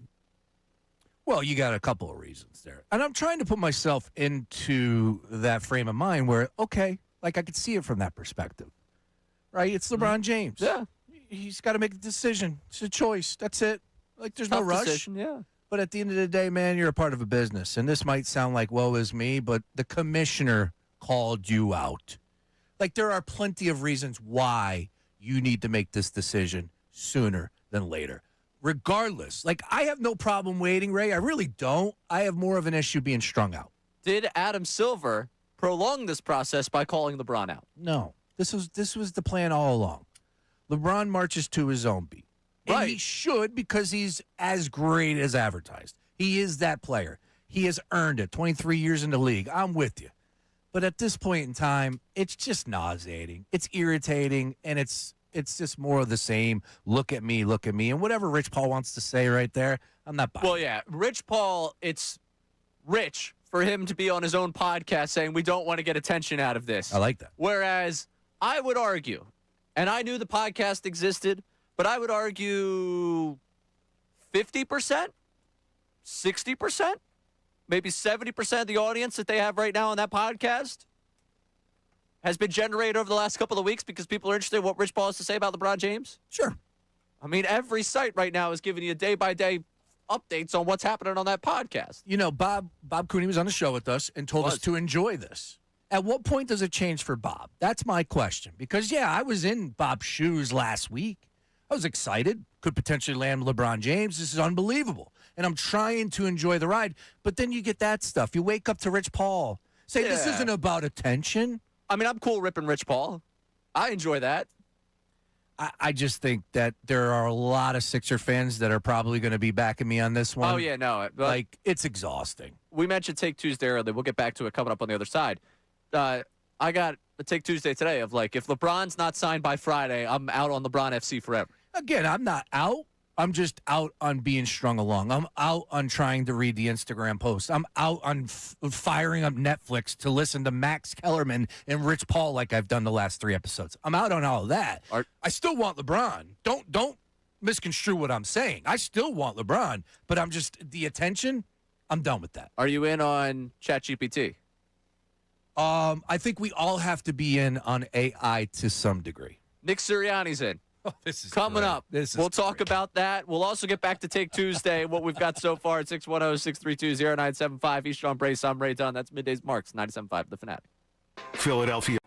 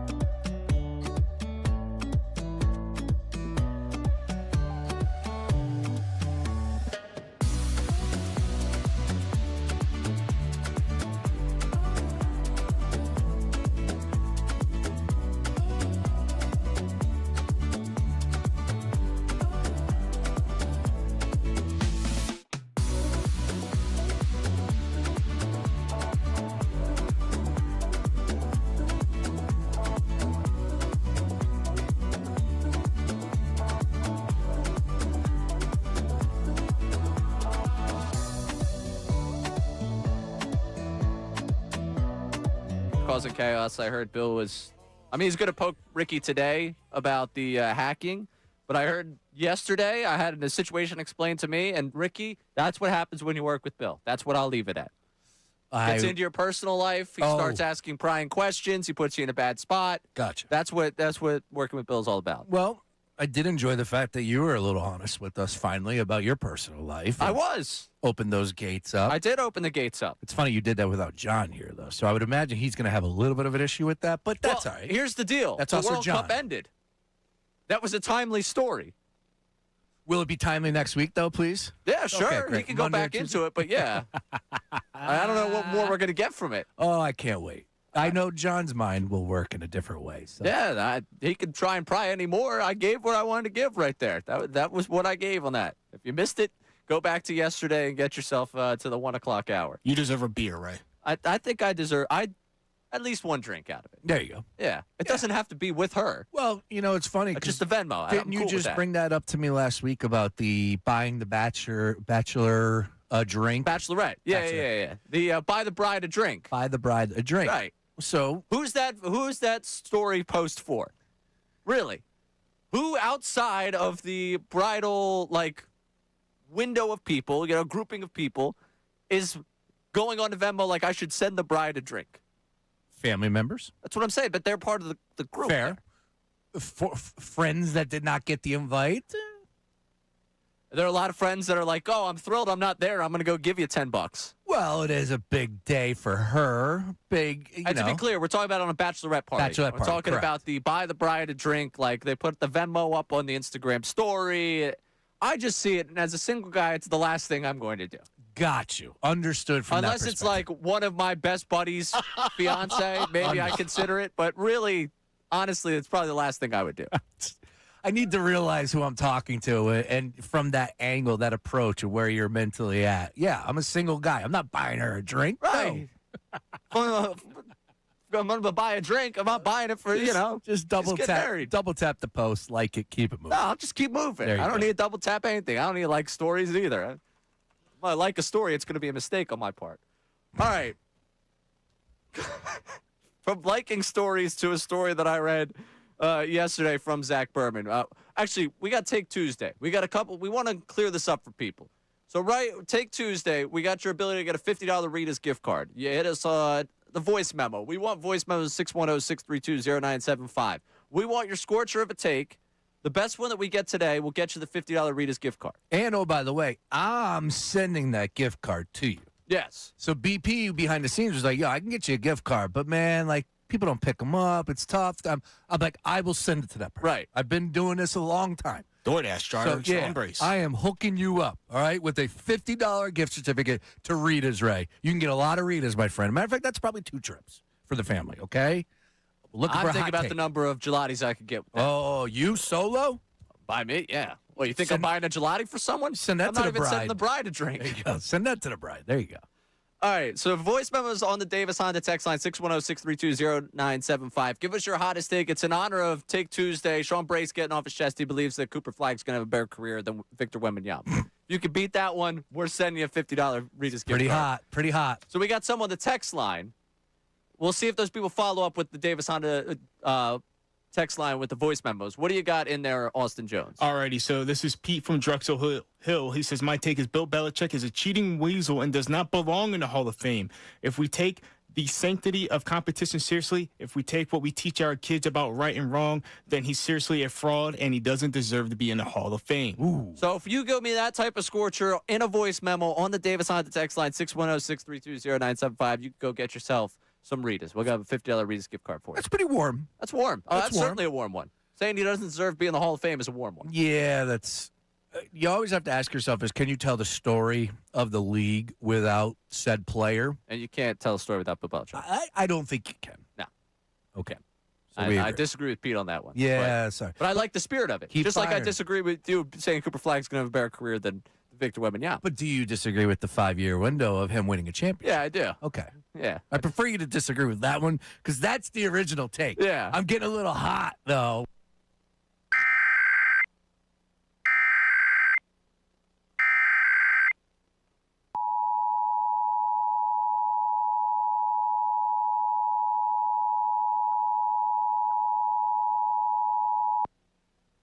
The civil authorities have issued a required monthly test for all of New Jersey beginning at 10:50 a.m. and ending at 12:50 p.m.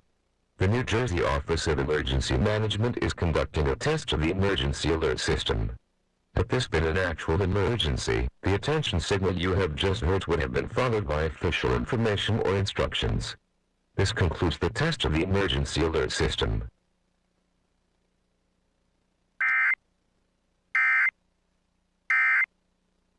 Plays this year anyway. That's Sean Mannion's job. I'm There a you Mannion go. guy. I'm one of Mannion's men. On Man, Sean's here at all hours of the day. Damn right. But we should have some fun on this. So I ask you, Sean Brace, wrong answers only. Things Nick Sirianni was putting into ChatGPT. What questions was Nick Sirianni asking of ChatGPT? Well, I think he starts with, what do I do if I lose another offensive coordinator again this year? I think that's the easy one. But, you know, Nick sometimes doesn't come off as the smartest guy in the room. No. So I would say the first question That's in my notes. that he is probably asking GPT, is can you help me sound smarter? That's what I would think he's going to do first. I'm the box. Smartest coach in the world. Yeah, thank you. Yeah. How do I actually sound smarter? And I think the first thing that Chat is going to suggest is like remove all things about fertilizer out of your vocabulary. Sounds remove good. that. I got a couple for you. All right. Here's my 3 questions that Nick Sirianni asked of ChatGPT this offseason. Bring it. How do you reach out to a friend that you had to fire?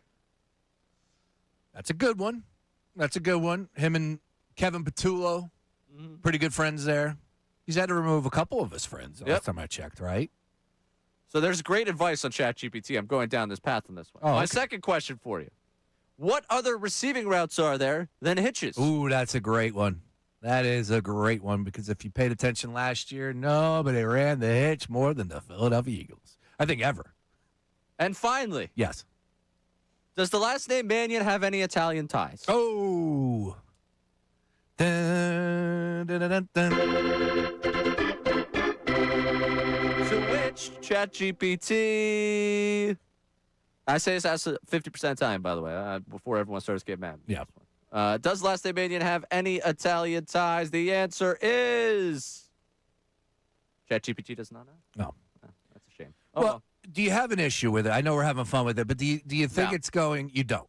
no, I mean, as long as he's looking into everything, I can't imagine he's just going to fire away. Oh, no, Mannion can have Italian ties, widely recognized as Irish, just like Dunn. I have Italian ties, but my last name's Irish. In the article that was sent, get so many text messages. The article that was written originally about it, it said the following. And now this is from Zach Berman from The Athletic. Yeah. That's why Sirianni logged into the AI chat bot on Monday in June, a program he knew so little about that he couldn't get the name right. And he began his research with the prompt, quote, "Give me a great, relentless effort, true sports story." That's just getting a little too carried away, Coach. I think Coach Sirianni, if there's one thing I think we could both agree on, it's KISS. Keep it simple, stupid. Nick, we don't need the miracle speech from you because we know that that's not how you Apparently operate. it is for the guys, maybe not for us out on the outside. The message gets through every week, even as a Sirianni detractor through many years here. You can't argue the results. Oh, yes, you can. You can argue the results on the field about I can argue the offense. the quarterback number one. I can argue the offense. I can't argue the fact that he gets the guys up to play. I think less is more when it comes into this. Now, I need to know a little bit more, but yes, if we're going down the path of I need to give my guys a motivational speech, let's skip the chat. Go ahead and watch a movie. Go watch Rudy. Yeah, I don't Go know watch if that's Rocky. Go watch whatever movie you want. There's great speeches in Hollywood, okay? Written every single year. Pull from one of those. All right. 610-632-0975. Wrong answers only. What was Nick Sirianni looking up on ChatGPT? We'll read the best ones for you from the Davis Honda text line. Coming up, we got News at Noon with Austin Jones, Rex Ryan, Shannon Sharp, and Joe Flacco. Wow, that is a nightmare blunt rotation. All fired from ESPN? Oh, sorry. Oh. Only Bum, bum, ba-da. Shannon Sharp was. Yeah, tough one today across the industry. We'll get into that and the Phillies coming up next. He's Sean Brace. I'm Ray Dub. Middays with Marks. Now on 97.5 The Fanatic Sports Update. Turning up in South Philly, I'm Austin Jones with your Fanatic Sports Update. The Phillies smashed 5 home runs in their win yesterday against the Dodgers. Bryce Harper hit the 200th as a Philly. Trey Turner had a career day as he, launched 2 home runs, including the 200th of his career, and he had a 300th double of his career as well, totaling for 5 RBIs in the game. Here's Trey Turner on what was an eventful evening. Ridiculous game in general by me. I was happy we got the win, but roller coaster of up, down. But, you do things like that or have games like that. Sometimes you just got to laugh about it. And they gave me a hard time, so. Tonight, Zach Wheeler is going to take the mound against the Dodgers with first pitch being at 6:40. The watch is still taking place as the 76ers and the rest of the NBA are awaiting his decision. Rich Paul from the Over the Game podcast said that there's not much other teams can do, and they are not particularly in a rush to sign with any team. In the NFL, the Eagles will be opening training camp in just 1 week. Their first team practice is going to be on July 29th. Jeff Mosher from the Philly Voice joins the show at 1 p.m. This update is also brought to you by the New Jersey Department of Health. Public health works behind the scenes, building a healthier future for everyone, one mission working for you. Learn more at nj.gov/health. That's nj.gov/health. I'm Austin Jones, your home of the Sixers, Flyers, and Union, 97.5 The Fanatic and The Fanatic app.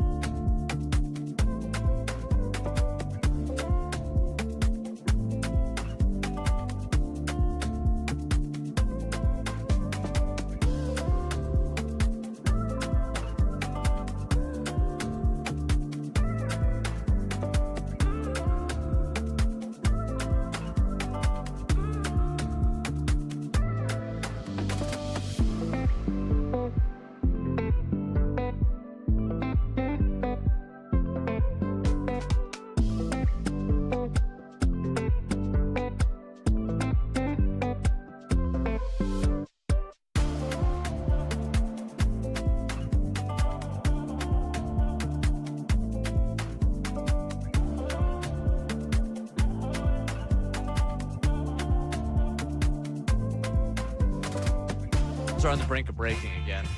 Yeah, I need a new pair too. Yeah. As well. These are mine are old. Mine aren't that old. I don't know. Maybe it's I just get so annoyed with myself. Maybe I'm just breaking headphones left and right around here. I don't know. Well, what I don't know. Things in sports have been pretty good to us, right? Right. No, it's more after I do a bad update. I'm in there. I got a little Boehm syndrome to me. You take it out. You throw the cup of coffee across the room. Yeah, I actually just pour the cup of coffee on the board. Headphones did get tossed around this place last I remember too as well. Oh, remember, I was here for a few years before, too. He's Sean Brace. I'm Ray Dunn. Austin Jones, producer of the program. Austin, we got to clear something up real quick before we get to the news at noon. I don't know if you're following the YouTube chat. I just seen it start popping for the There's past some allegations couple minutes. popping up on Austin Jones right now. I want you to clear the air with the people. Yeah, I'm not a so-called ladies' man at this point in time. I hung up the big boy keys. I've been in a committed relationship with Miss Maddie for some time now. Yeah. What's going on in the YouTube chat? They're accusing him of being a ladies' man. I wanted to give him the opportunity I don't to shut know. that one down. Now, Back in the day. At one point. Back in the day. I don't doubt that. But I've met Maddie before. She's lovely. Yeah, people like Carmel. I want to make sure that people aren't throwing out rumors here on my guy Austin Jones. Are they doing that because of the Tim Meadows resemblance from the great movie The Ladies' Man from Saturday Night Live? Is that what we're doing, or is it just from, you're out there? Everybody knows. I just saw MBD. I feel like Austin is low-key a ladies' man. Oh, gotcha. Okay. Low-key, maybe high-key. That's why they call him Aura Jones. Have you guys? Oh, see, Aura Jones. There you go. Austin might take over Ray at this rate. Yeah, yeah. Austin, how old are you? I'm 29. All right, so you're still a young buck. Do you guys have any idea who Tim Meadows is? Okay. Yeah. Do you? I'm not recall. Saturday Night Live, Ladies' Man? No, it was a sketch that they did, and then obviously was able to transform into a movie. I don't remember the movie being all that well, but I did dig the character. Tim Meadows is great. Yeah, he is great. Yeah. I'm a fan. Oh, yeah. All right. We're going to see now, not a ladies' man at this point in his life, but is he an anchor man at this point in his life? News at noon with Austin Jones. It's time for the YouTube chat recap. Oh, well. I was like, whoa. Uh-oh. There we go.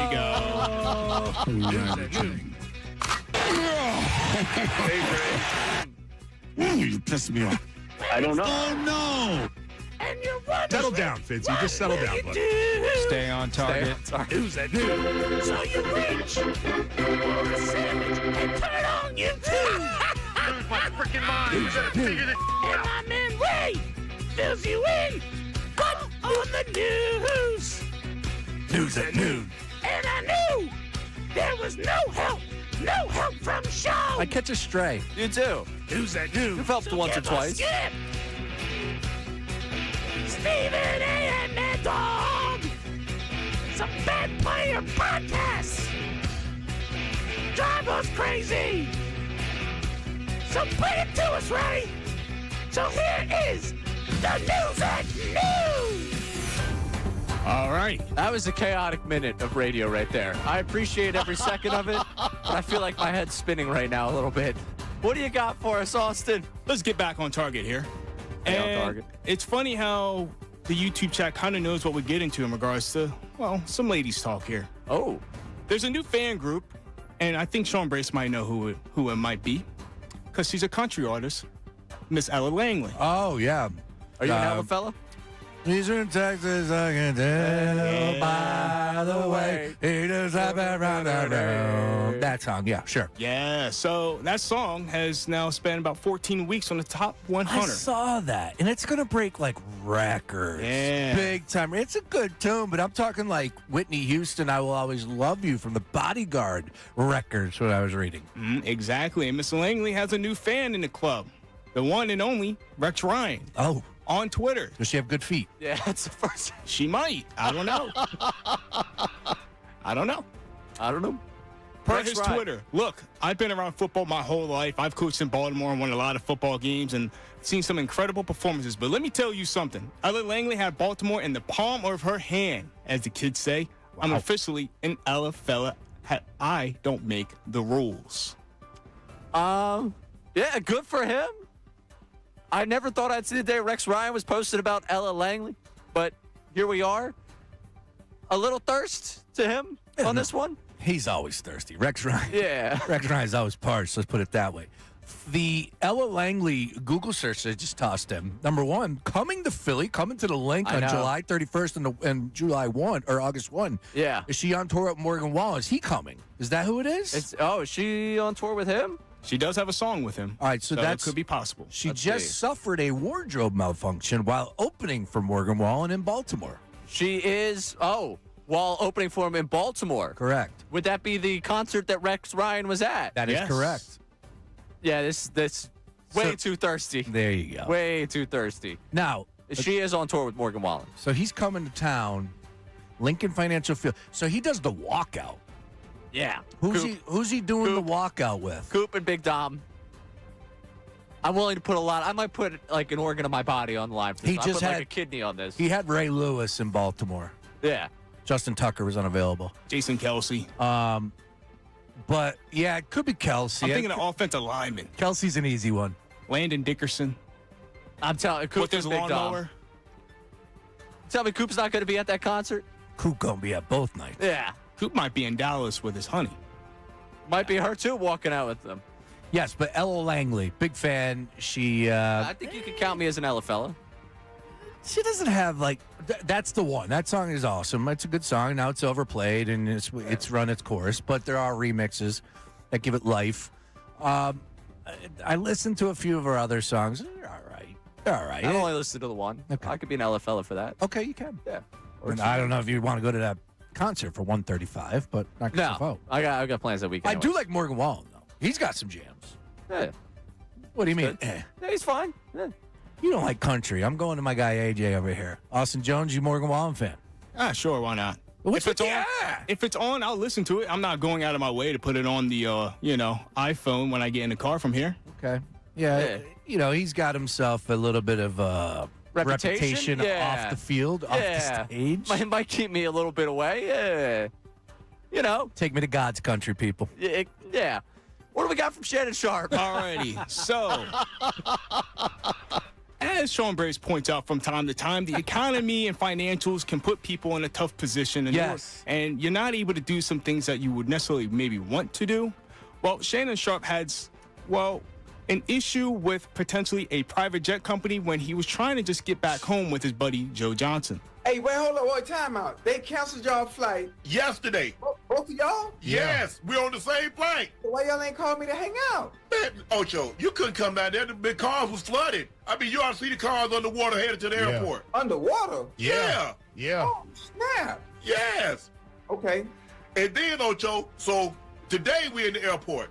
Yeah. I said, man, I'm tired of this. I said, hey, Shelly, call the guy for the private jet. Shelly hit it. I said, I don't care what it costs. Damn. Hey, Ocho, he said, how many passengers? I said, me, Shelly. I said, tell him me, you, Jordan, and Joe Johnson. Okay, he's like, yeah, I know Joe. He called back and said, give me 10 minutes, I'll call you back. An hour and 30-minute flight. What's up? $45,000. I said, Shelly, hang the phone up. $45,000 for a private jet flight. I can't even really give you a good grasp of whether or not, how badly he's getting taken for a deal there. Like $45,000 for an hour and a half flight sounds horrible, but so does the idea of being able to call for a private jet. Hey, Ocho. I mean, that show is just, it's Ralia. Yeah, it's funny. And I understand why people watch it. I so badly would want Ocho Cinco as a weekly guest. Yeah, they got personalities. They're good. That's He is funny. fantastic. He is the perfect number 2 for anyone. Chad Ochocinco as a reactor to whatever is being presented to him is theater. Ralia. He's fantastic. Now we got the training camps are. A matter of fact, rookies at some teams are reporting today. A matter of fact, in the NFL. So training camp right around the corner. That means Hard Knocks, I believe, right around the corner. Who has it this year? Look that up for me. Training camp Hard Knocks? Yeah, Hard Knocks. Anyways, on my timeline yesterday was Shannon Sharp. It is the best moment from Hard Knocks when the rookie it's always the rookie shows. They're the best. The rookie imitates Shannon. Oh, was there no Hard Knocks this year? Seahawks? Oh, the Seahawks Super Bowl. Okay. They're doing the defending Super Bowl. Yeah. I dig that. So, All right. And then Shannon, when he imitated him, hey, where's Sugar? I can't see my hat too down. It is, honestly, it gets me every time to laugh like I've never seen it before. It is the best from that series. I will just say this. Shannon Sharp settled out of court $50 million for the sexual assault lawsuit, according to Tony Busby, the attorney of the woman. So if he's got scratch for that, I would imagine he's got scratch for a private jet. Yeah, I would bet so. Okay. I would bet so. Complain about a $45,000 private jet. Although that hit's going to hurt. Yeah. When you got to give that type of scratch up. Yeah. And you lose your job, Shannon. At ESPN. Yeah. Yeah. I can't see you, Sugar. My hat too low.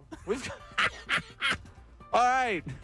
Finally. You don't know where to ride with me, Ray, on that one. Come Last one for you here today, gentlemen. Brace, this is still right up your alley because I heard you last week or the week before with Johnny Marks saying, you know, if I can do it, I might buy myself a Corvette. Well, Super Bowl MVP Joe Flacco has a Corvette. The only thing is, since he won it, 12, 13 years ago? He's barely driven it, and it's just been in his garage. Here we have the Corvette that I got for the Super Bowl 47 MVP. As you can see, it's been in this garage.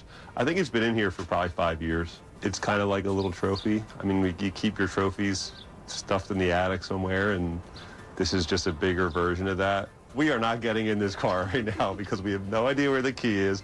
The doors don't just open. There is no handle. It's all like touch operated or something. This car would not start. No chance. We had it in Baltimore because she drove it down, and then it sat in our garage there.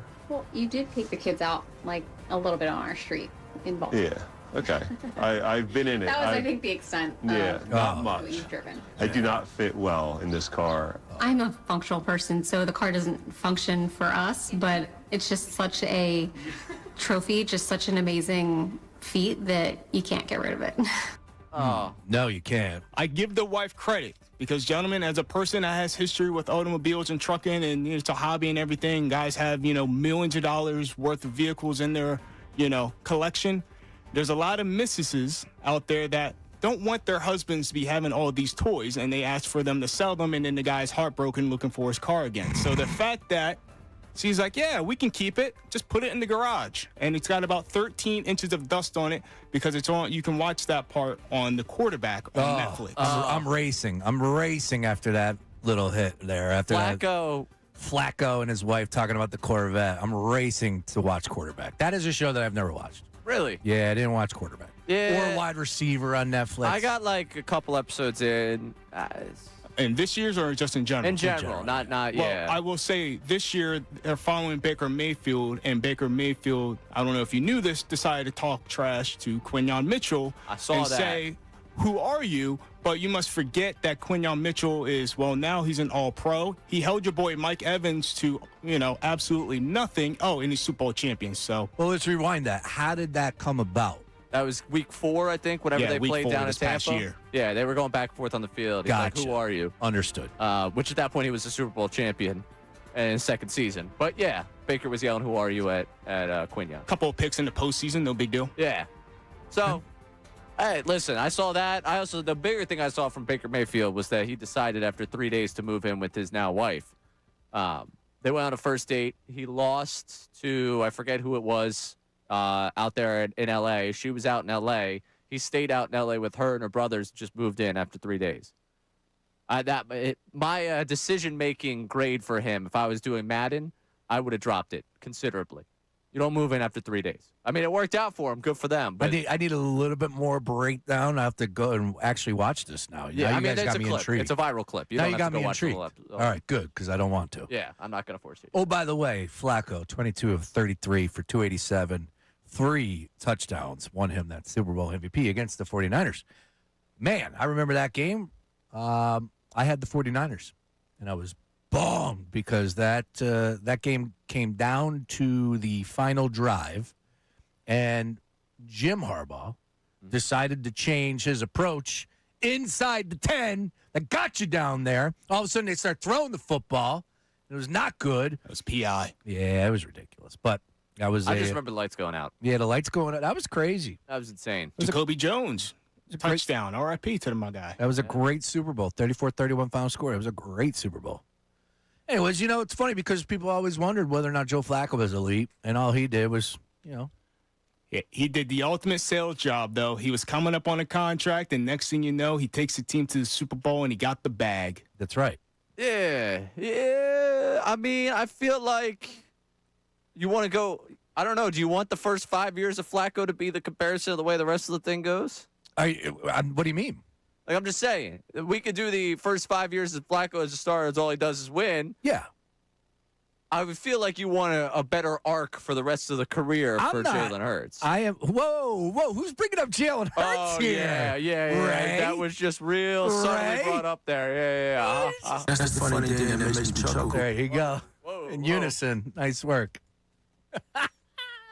No one's bringing up Jalen It sounded like you were bringing up Jalen Hurts right there. Joe Flacco is the elite. That carried sports talk radio for a decade. I guess we only find out if he becomes the elite or he continues to be good. More on Bryce Harper, man. I'll tell you what. That 200 yesterday. Yeah, I don't think we have to worry about about Bryce Harper being elite or good. No. You can see Trey Turner's on my mind to swing this back to him and swing this back to last night. So we're going to check the box of elite for Bryce Harper. Yeah. Okay. I think we're good on that one. Thank you. Yeah. All-star Bryce Harper. I don't care about the Legends pick. He was an all-star. Should have been an all-star regardless. Yeah. He's done enough this year. He should have been an all-star without that. But I have no issues. I don't think about it any differently than, Manfred coming in and saying, you know what, we're not going to make any mistakes. You are absolutely an all-star. I'm good. Yeah. All right. I want to swing this back to where we started today because I came in today and I wanted to be enthused. I did. I wanted to be over the moon about last night. I wanted to feel like, hey, they beat the Dodgers. Life is good. Look at all those home runs. I just couldn't get there. And I was asking if I was crazy about it. And you came in feeling pretty good about the statement that was made last night by the Phillies, Sean Brace. I don't want to misquote you for what you said. Yes? No? I'm feeling so. Feeling good? Yes. I can't make the case, Ray, on July 20th that that's a statement. Okay. Win, right? Like, you can vibe with me on that. Yeah, I feel could certainly vibe with you because I didn't feel great when I came in today. I'll just give you 20 seconds and back over to you. That's how you beat the L.A. Dodgers in October. That's how you beat the L.A. Dodgers in a series. You got to hit home runs. You got to outslug them. Maybe not as drastic as 5 home runs, what you got last night, but that's going to help. You must hit the long ball if you want to beat the Dodgers. That's all. It's true. I looked at the pitching last night. I was like, I probably know who you're going to see in October. That kind of takes me a little bit back. I also look at what Trey Turner did. It made me feel a certain type of way. I want to go back to the Turner conversation because we got into this earlier at 610-632-0975. You get in by call or text, voice memo on the Davis Honda text line. Feel the Davis difference at Davis Honda in Burlington. Again, 610-632-0975. If you could use one word to describe the Trey Turner experience in Philadelphia, what word would you use? I had volatile as the word that I would use. I know on the text line earlier we got unfulfilling. Sean Brace, your word earlier was? Liability. Liability. Because I changed it. You did. You changed it when we started talking about defense. He is a liability on the field. Right now? Yeah, absolutely. Yep. Throw a couple of texts my way here for the one words we got here, Austin Jones. All right, my word for Turner is erotic. It's not a word that should describe a shortstop on a Major League Baseball team and especially a contender. Erratic? Erratic. Erotic. Yeah. Now that's going to mean two different things. Yeah, we got two different definitions on that one. I mean, hey, listen, if you feel that way about him, whoever that texter is, hey, I can't tell you, You can't tell me baseball is not romantic, right? Not in the outfield. I've been told. How can you not be romantic about baseball? I'm not romantic about his defense. What gets y'all hot and bothered by the Phillies these days? Get y'all erotic. All right, erratic for Trey Turner. What else we got? Suspenseful. Suspenseful. It's an interesting one. I don't know if suspenseful, that might be a little bit too romantic for me about the way I feel about him. I don't know if it's suspense for me. Think about the suspense you get when he takes the field. Yeah. Think about his suspenseful at-bats. I see the vision. Dylan McKinnon hit us with maddening earlier. That was what he had said before we got going because I like throwing that one up against the wall with him, seeing what he thought. My original word was unsettling, and I think that still fits too as well. I get anxiety when I see him out there right now. Again, last night, very lucky to walk away with only one. Still leads major leagues in all, as far as fielding is concerned, across the board with errors. And, oh, by the way, I think this is what needs to be bold. He was part of the reason 4 runs scored yesterday, regardless of how many errors he gave up. And regardless of how well he hit the baseball last night. My fantasy team can feel good today, but the overall impact of Trey Turner last night we can look at. I want to get back into the conversation earlier. What in the world do we do with Trey Turner at this point? 610-632-0975. He's hit the baseball. That was great last night. I enjoyed that part of it.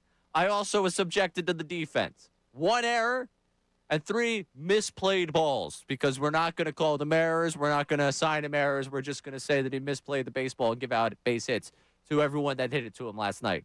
What in the world do they do with Trey Turner? We'll get to that coming up next at 610-632-0975. Alongside Sean Brace, I'm Ray Dunn. This is Middays with Marks on 97.5 The Fanatic. Now on 97.5 The Fanatic Sports Update. I'm Austin Jones with your Fanatic Sports Update. The Phillies smashed 5 home runs in their win yesterday, and Bryce Harper hit the 200th as his Philly career is still underway. Trey Turner had a career day at the ballpark as well as he launched 2 home runs, including the 200th of his career and the 300th double of his career. In total, he had 5 RBIs on the night. Here's Trey Turner on what was an eventful evening. Ridiculous game in general by me. I was happy we got the win, but roller coaster of up, down, up, down. But, you do things like that or have games like that. Sometimes you just got to laugh about it. And they gave me a hard time, so. Tonight, Zach Wheeler takes the mound with first pitch being at 6:40. The watch is still taking place as the 76ers and the rest of the NBA are awaiting his decision. Rich Paul, the longtime agent of James, said that there's no rush on his podcast Game Over and that there's nothing else teams can really do to try to influence LeBron. In the NFL, the Eagles will be opening their training camp in 1 week, and they're going to have their first team practice on July 29th. Jeff Mosher from Philly Voice joins the show at 1 p.m. This update's also brought to you by the New Jersey Department of Health. Public health works behind the scenes, building a healthier future for everyone. One mission working for you. Learn more at nj.gov/health. That's nj.gov/health. I'm Austin Jones, G home. The Sixers, Flyers, and Union, 97.5 The Fanatic, and the Fanatic app.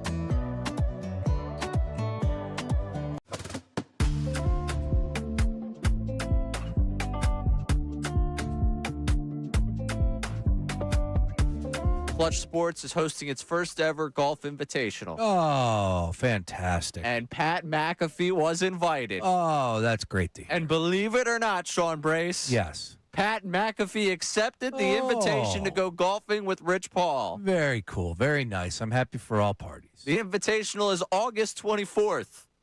The odds that we have a LeBron decision by the time that invitational happens.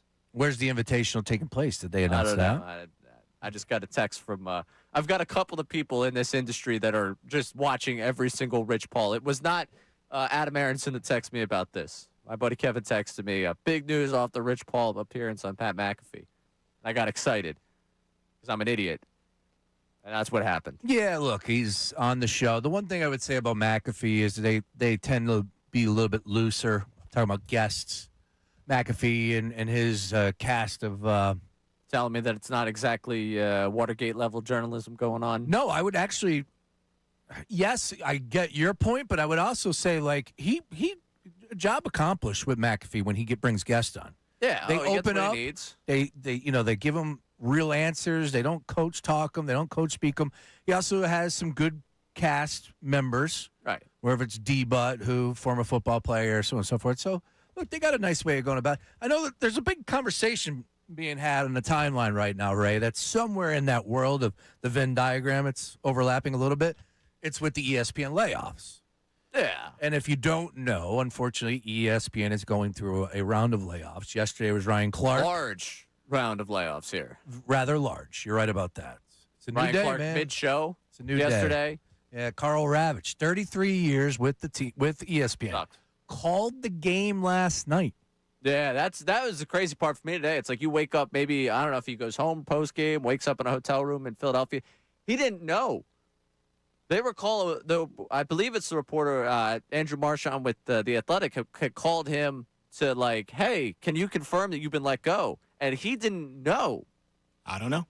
Yeah, he had no idea, That's according to the report, where it was like, yeah, when reached for comment, he hadn't been let known. Yeah, That's insane. That's horrible. That's tough because Sucks what's going on right now. somebody that's been there for 33 years, you would like to believe that they'd be handled a little bit differently. But like I said, man, it's just the way everything is. Doesn't make it right. I'm not saying that. No. But I just think ESPN as a whole is a lot like all these other entities, is more what I'm taking away from it. Like ESPN, I used Nobody's to look. immune to the media industry and where it's Oh, at right now. Absolutely. That's the word off that one. There you go. Sucks. But I bring it up because everyone's like, wait a minute, you got all this money for Pat McAfee. It's like, no, Pat does his thing. Like, I hate to break it to you, the Pat McAfee haters, and I know there's a lot of them out there. He does his thing. He fetches audience engagement. Also, I want to put this at the top. Dude works. Dude is all over the place. Dude has created this madness and been able to develop it, team up with ESPN. You want to take your shots at Stephen A? I'm fine with that. Pat McAfee. I think if you're going to take shots at Stephen A., you can take the same shots at Pat McAfee. Why? Because is the difference between the two of them in your eyes? I think Pat McAfee does much more in the grand scheme of things than versus Stephen A. with his First Take. Each of them have their cast of characters, and they do their show. Yeah, but what if I would say McAfee has saved College Game Day alone. What would you say that Stephen A. does for ESPN? We talk about First Take all the time. The clips they get off of First Take are kind of what drive the sports media conversation. And what do you say Pat McAfee does for ESPN? Gives them access to guests that they probably wouldn't get to sit down in a journalistic setting. I think they both give different audiences. Yes. I think ultimately they put the most eyes on ESPN. And you could argue they're both ESPN's achieving what they want to with both of them. Correct. I would say that ESPN has also gotten away from the ethos of what it once was with both of them as well. Oh, God, yeah. Yeah. Yeah, they've handed the keys to the... I think the criticisms of both of them are fair. The inmate is running the asylum, both inmates. They have handed the keys to the car to the production companies of two guys, essentially. And then I guess Greeny in the morning and get up. Yeah, and Greeny does a great job. Greeny literally, you take that day part and what he's been able to do and develop that show and make it his own. So, yeah, you're right. All three of them. I don't know. I just think Stephen A. is a little bit too much. Oh, excuse me, not a little bit. a hell of a lot much these days. Yeah, but I can see someone coming down with the same take on McAfee. McAfee doesn't go political. Stephen A. has his own show. I mean, yes. Stephen A. also has his own show on another network. Right. Stephen A. will go on with Sean Hannity. And they could have decided that that was too much for them. They didn't. But that's my difference is I think, like, you look at somebody like Stephen A., and I just think he is spread out, and that's his ultimate goal, where I think McAfee literally loves sports, does this with the idea of, you know what, we can team up with ESPN and bring it to a new horizon. Maybe Stephen A. thought about that at one point in his life. He is clearly not that dude these days. McAfee brought the boys along, too. McAfee does do that, and you just saw a perfect example last week. All-Star game, out to the ESPYs, broadcasting live with all of them. Like, I'm not trying to say that nobody could do that, but he is doing that. Stephen A. ain't. That's the difference. Is it doing what? Going to different events? Yeah, to making it bigger, like really putting everything and anything into ESPN. Well, at this point, I think ESPN showed you. ESPN felt they needed Stephen A. more than Stephen A. felt he needed ESPN. No doubt. So, No doubt. I mean, that's an ESPN call in their part. Look, I think if you were to come back to the original statement, you can have the same take towards both. I guess you're partially right on that. I would argue I think Pat McAfee does much more than Stephen A. for ESPN than what Stephen A. does. I think Stephen A. got a thank you contract because Fox Sports 1 was launched, and Fox Sports 1 didn't overtake ESPN at all, and he was the one that stayed true to the ship. Skip Bayless, they didn't renew, dipped. Fox Sports 1, they could have won that time slot. They didn't. Stephen A. won. They trounced him. Oh, God. What? What? FS1 was never beating ESPN. But the idea of bringing Skip Bayless over there and going at the same time slot of Stephen A. is what? Not to compete with him? Oh, absolutely. But you're never going to beat ESPN. And they didn't. Yeah. With a worse show, and you could argue all you want about First Take being a good show, bad show. I don't need to do that with you right now. It does what ESPN needs it to do. Pulls ratings. At that gives hour, attention. Absolutely. Yeah. No doubt about it. And they held the fort. There's not another channel right now that at 10 o'clock on during the day that beats them in sports. I just think, like I said, my last thought is that, like, you could clearly, from one man's take, see that there is a little bit more care of the four-letter network from one guy's perspective versus the other. Stephen A. I guess. Stephen A. got bullied into doing those. I don't know how much I feel good as a teammate of ESPN when Pat McAfee continues live on YouTube and my show starts after him. Yeah. That's why they throw Sports Center there. I mean, I'm just saying, like, he had yesterday. I saw last week. I remember because we ended the show. I forget which producer came in. Was producing on Filter. I was like, "This is really smart by McAfee." They had Shams on at 1:57, and it says we're going to YouTube in 10, 9, 8, and it's like, okay, ESPN's top insider is going to be taken off of ESPN's network to continue the show with what was with going on McAfee. ESPN at that point. I think it went to SportsCenter or whatever. I don't know. I can't tell you. I was dialed Preston into. and Steve go long. When you're that good, you could do whatever you want. Yeah, absolutely. You could go that long. I'm just saying to say that his sole. No, I didn't say purpose soul. is- Oh, no, I didn't say Yeah, soul. but you're giving him a lot of flowers. He is more, absolutely, night and day compared to Stephen A. Okay, Night I and think Stephen day. A's already given what he needed to give to ESPN, and I think that's why the ESPN is still in the Stephen A business. I don't know. I don't know, Jim. I think both of them are very, very open to criticism of what they do. Fair. I'll And I think co-sign that. The fact that the two of them have these massive contracts do have something to do with the fact that you see these layoffs.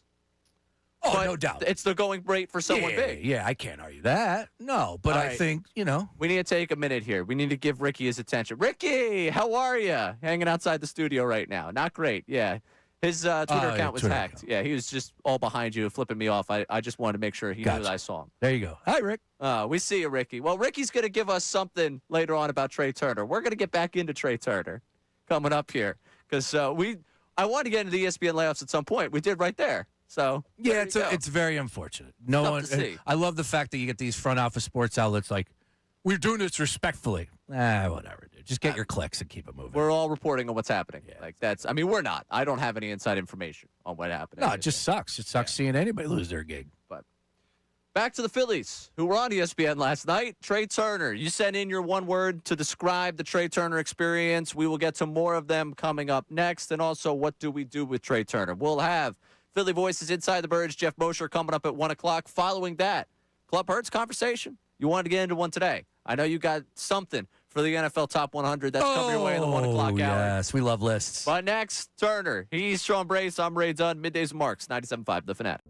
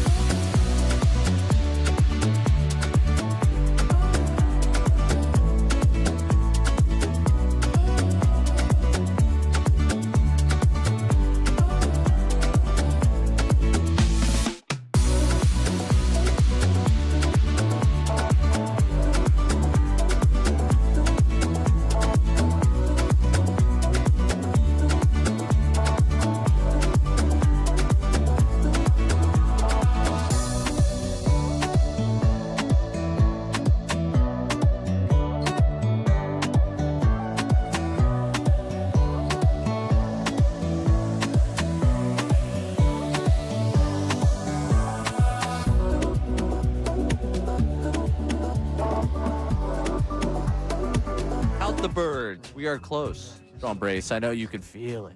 You can feel football season coming. Are we doing the Football Guy Friday? Seems like it, because LeBron decided that he's not making a decision until September. So how about that? Did you? Oh, no. That was Sam Ostry, excuse me, did put on my timeline this morning that, like, we are not entertaining the fact that LeBron could pull a Brett Favre, could pull, give me the athlete that joined in the middle of the season. Like, Sam. What, he's going to do the Brandon Graham, I'm coming back. So there you go. I like that. That's what Sam suggested. Now, the one thing I will tell you is that was approached on the Rich Paul show 2 or 3 shows ago. I forget, they're all running together. Yeah, all that Game Over you've been listening to. And he said no, like it wasn't even a thought. And I think there's reality behind that. I think LeBron James is going to play. I think he's going to play full season in Miami. Let's just sign on the dotted line, LeBron. Let's make it happen already, please. No, you know what, Ray? You're right. No, don't. I want him to play here in Philly. Right. I just want you want him to sign somewhere. I just want the pen to paper now. Just tell us where you're going, but I still rather him here in Philly. Which, by the way, you mentioned Max Kellerman, Game Over, the podcast.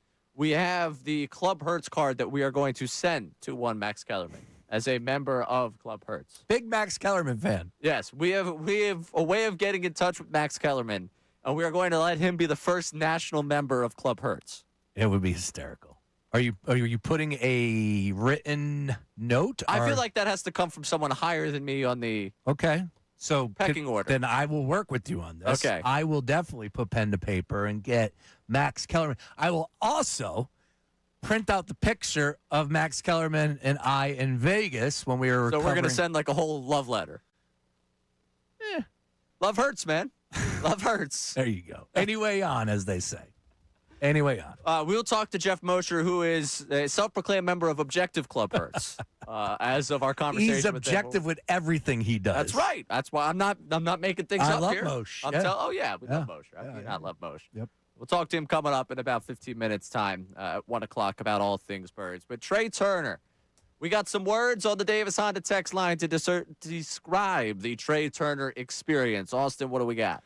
Yeah, so one word to describe Trey Turner as a Philly so far, roller coaster.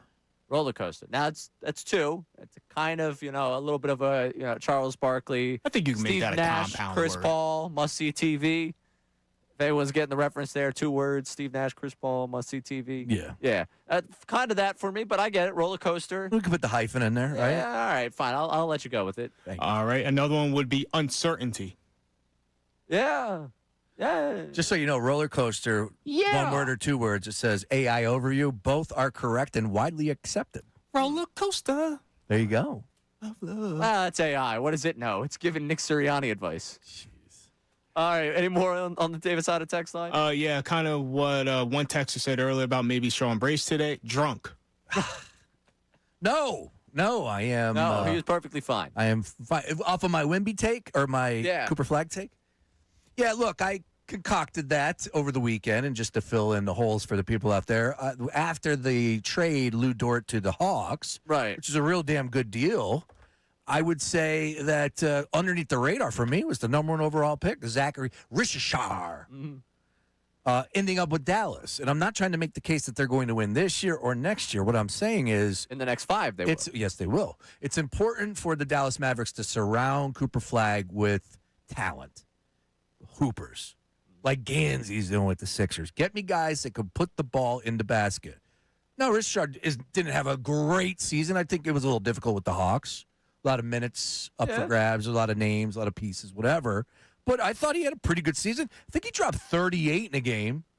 Like, if you're going to drop 38 in an NBA game, okay. Like, he's not Anthony Bennett by no means, okay? I did see Shake Milton drop 39 in one game. I will say this. I am personally thrilled that if there was a year in which the Sixers were going to be bad, it was the year following instead of that year. Correct. There's a couple of guys in that draft that I wouldn't have mind having. Having VJ Edgecombe is better than having pretty much anyone that you could have given me in that draft. Not even up for debate. So, but luckily the Sixers did get a good player in that draft. They drafted a guy out of Duke, guard, Jared McCain. Certainly that's worked out for them, right? It did. For a little bit, yeah. There was a really good rookie season. Now, this guy, Daryl Morey, I don't know if you ever heard of him. No, never heard of him. He decided to say, like, it's time to move off of him. And, the best part about Jared McCain, if you missed it, he ends up going to a team like the Oklahoma City Thunder, who were previous champions, and he found minutes for some odd reason on that floor. After the Lou Dort trade, I saw ESPN posting he's going to be a starter for him. Does that make sense? Probably not. I was going to say, I don't see that, but okay. Yeah, I saw ESPN saying Jared McCain to the starting lineup. I just think it looks better on a graphic than it actually makes sense in the basketball court. Excuse me. That's one of those things where it's like, all right, whoa. Yeah. We reached the point. McCain's good. He's better in the 6 off the bench. Get him. You know where he's positives. Use him where you need to. But I don't know about a starter. We'll see. We'll see. OKC? Yeah, I just was telling you what was on my timeline. Huh. At SportsCenter posted it. So Ray's timeline's drunk, not me. Yeah. Wow. I think if the algorithm's supposed to fit me, I could understand why it might be a little wrong. All right. For Trey Turner, we talked about it earlier. The two of us kicked it back and forth. What can you do? Because I'm still kind of stuck in the how you solve this one. You don't like to hear my answer. I mean, I do like to hear your answer for the fact I want to hear your answer one more time. All right. So where I'm at right now is Trey Turner is a liability. On the field, he is a liability. It is July 21st. Is this how the Phillies are going to approach it? Probably not. But for this scenario, allow me to have some fun here, this exercise. Playoffs start tomorrow, Ray. Yeah.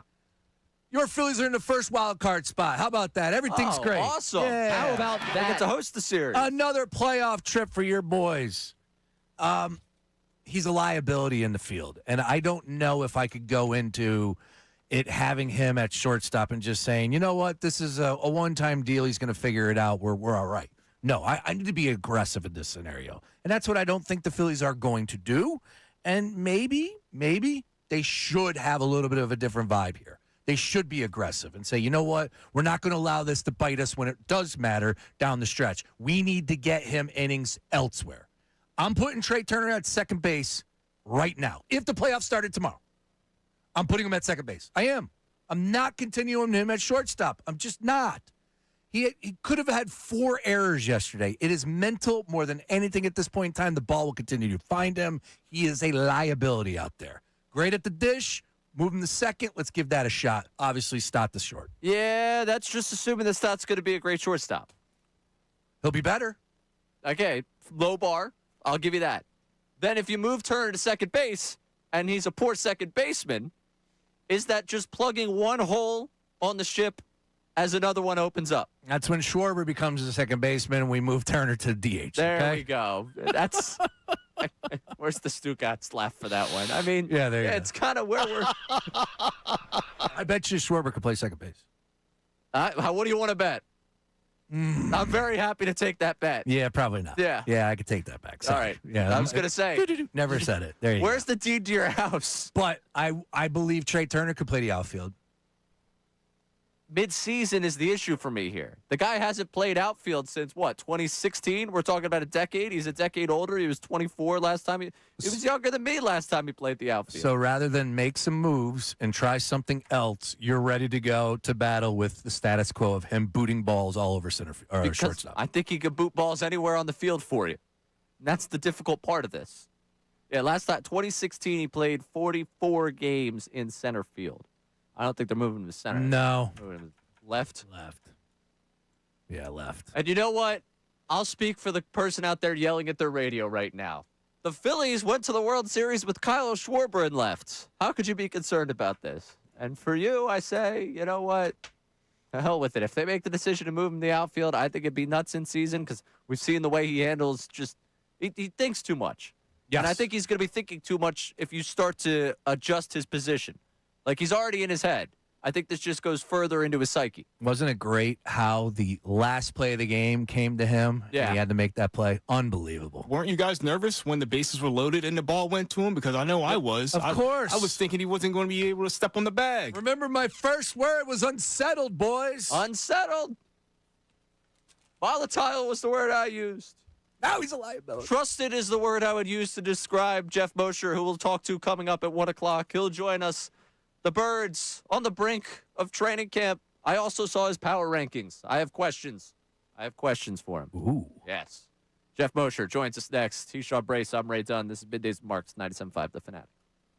Now on 97.5 The Fanatic Sports Update. Turning up in South Philly. I'm Austin Jones with your Fanatic Sports Update. The Phillies smashed 5 home runs in their win, and Bryce Harper hit the 200th as a Philly in his career in the win. Trey Turner had a career day at the plate, not necessarily in the field, but at the plate he launched 2 home runs, which included the 200th of his career. He also had a double, which marked the 300th of his career. In total, he had 5 RBIs on the night. Here is Trey Turner on what was an eventful evening. Ridiculous game in general by me. I was happy we got the win, but roller coaster of up, down. But, you do things like that or have games like that. Sometimes you just got to laugh about it. And they gave me a hard time, so. Tonight, Zach Willett takes the mound with first pitch being at 6:40. La Watch is still taking place as the 76ers and the rest of the NBA are still waiting a decision from LeBron. Rich Paul, the longtime agent of James, said there's no rush on this podcast Game Over, and there's nothing else teams can really do. In the NFL, the Eagles are set to take training camp in 1 week. Jeff Mosher from Philly Voice is going to join the show here shortly in about 5 minutes. This update's brought to you by the Macomb Group. The Macomb Group supports contractors with one of the largest PFE inventories from pipe, valve, and fittings to trusted brands. Count on the Macomb Group to help you stay on schedule. Visit MacombGroup.com. That's MacombGroup.com today. This update is also brought to you by New Jersey Department of Health. Public Health works behind the scenes, building a healthier future for everyone. One mission, working for you. Learn more at nj.gov/health. I'm Austin Jones, at home of the Sixers, Flyers, and the Union. 97.5 The Fanatic.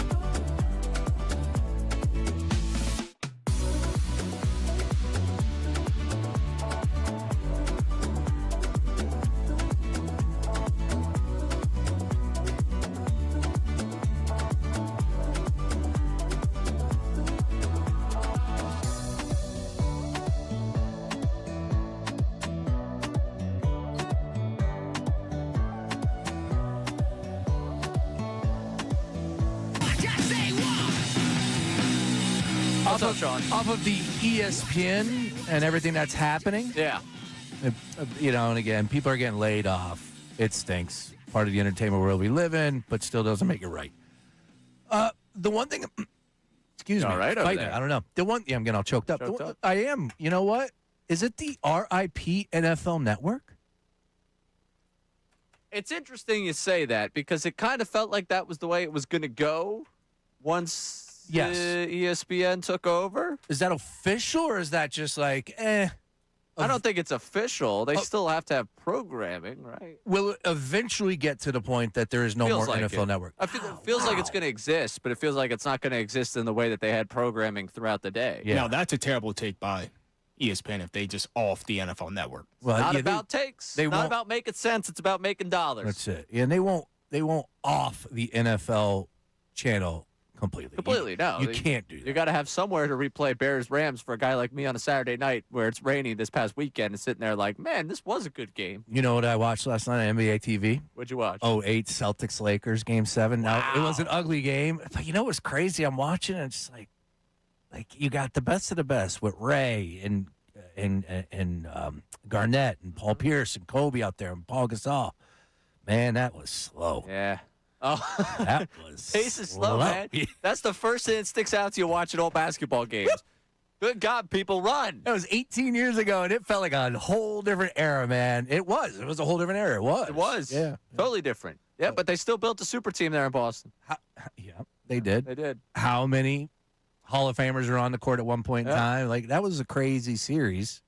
Rest in peace, Kobe. But, yeah, watch that. Anyways, look, that stinks from the NFL Network's perspective because you think, like, how could you screw that up? Well, something happened along the lines, and they have screwed up the NFL Network. Yeah. Well, not yet, but seemingly it's going that way. Tom Pelissero out of a job today. Charles Davis out of a job today. Yeah. Charles Davis, who is one Wait, you said they're out? Out. Yeah. Charles Davis, one of the best. Yeah. So, tough day. Certainly a tough day in the media industry. And talking about the NFL gives us an excuse to go right to our guy, talking all things football. Join us from Inside the Birds and Philly Voice, the one and only Jeff Mosher. Jeff, how are you today? I'm good. It is a tough day in media every day, but yes, today maybe more so than others. Yeah, certainly today more so than others. You're with right about everything going on at ESPN. We want to get into a number of different things with you, but I want to ask you this before we get into any Birds things. Give me a day and give me a team. When does LeBron watch end? Oh, God. I don't know. At this point, it's pick any team. The Toronto Argonauts. I don't care at this point. Just pick a team so we can all get on with our lives.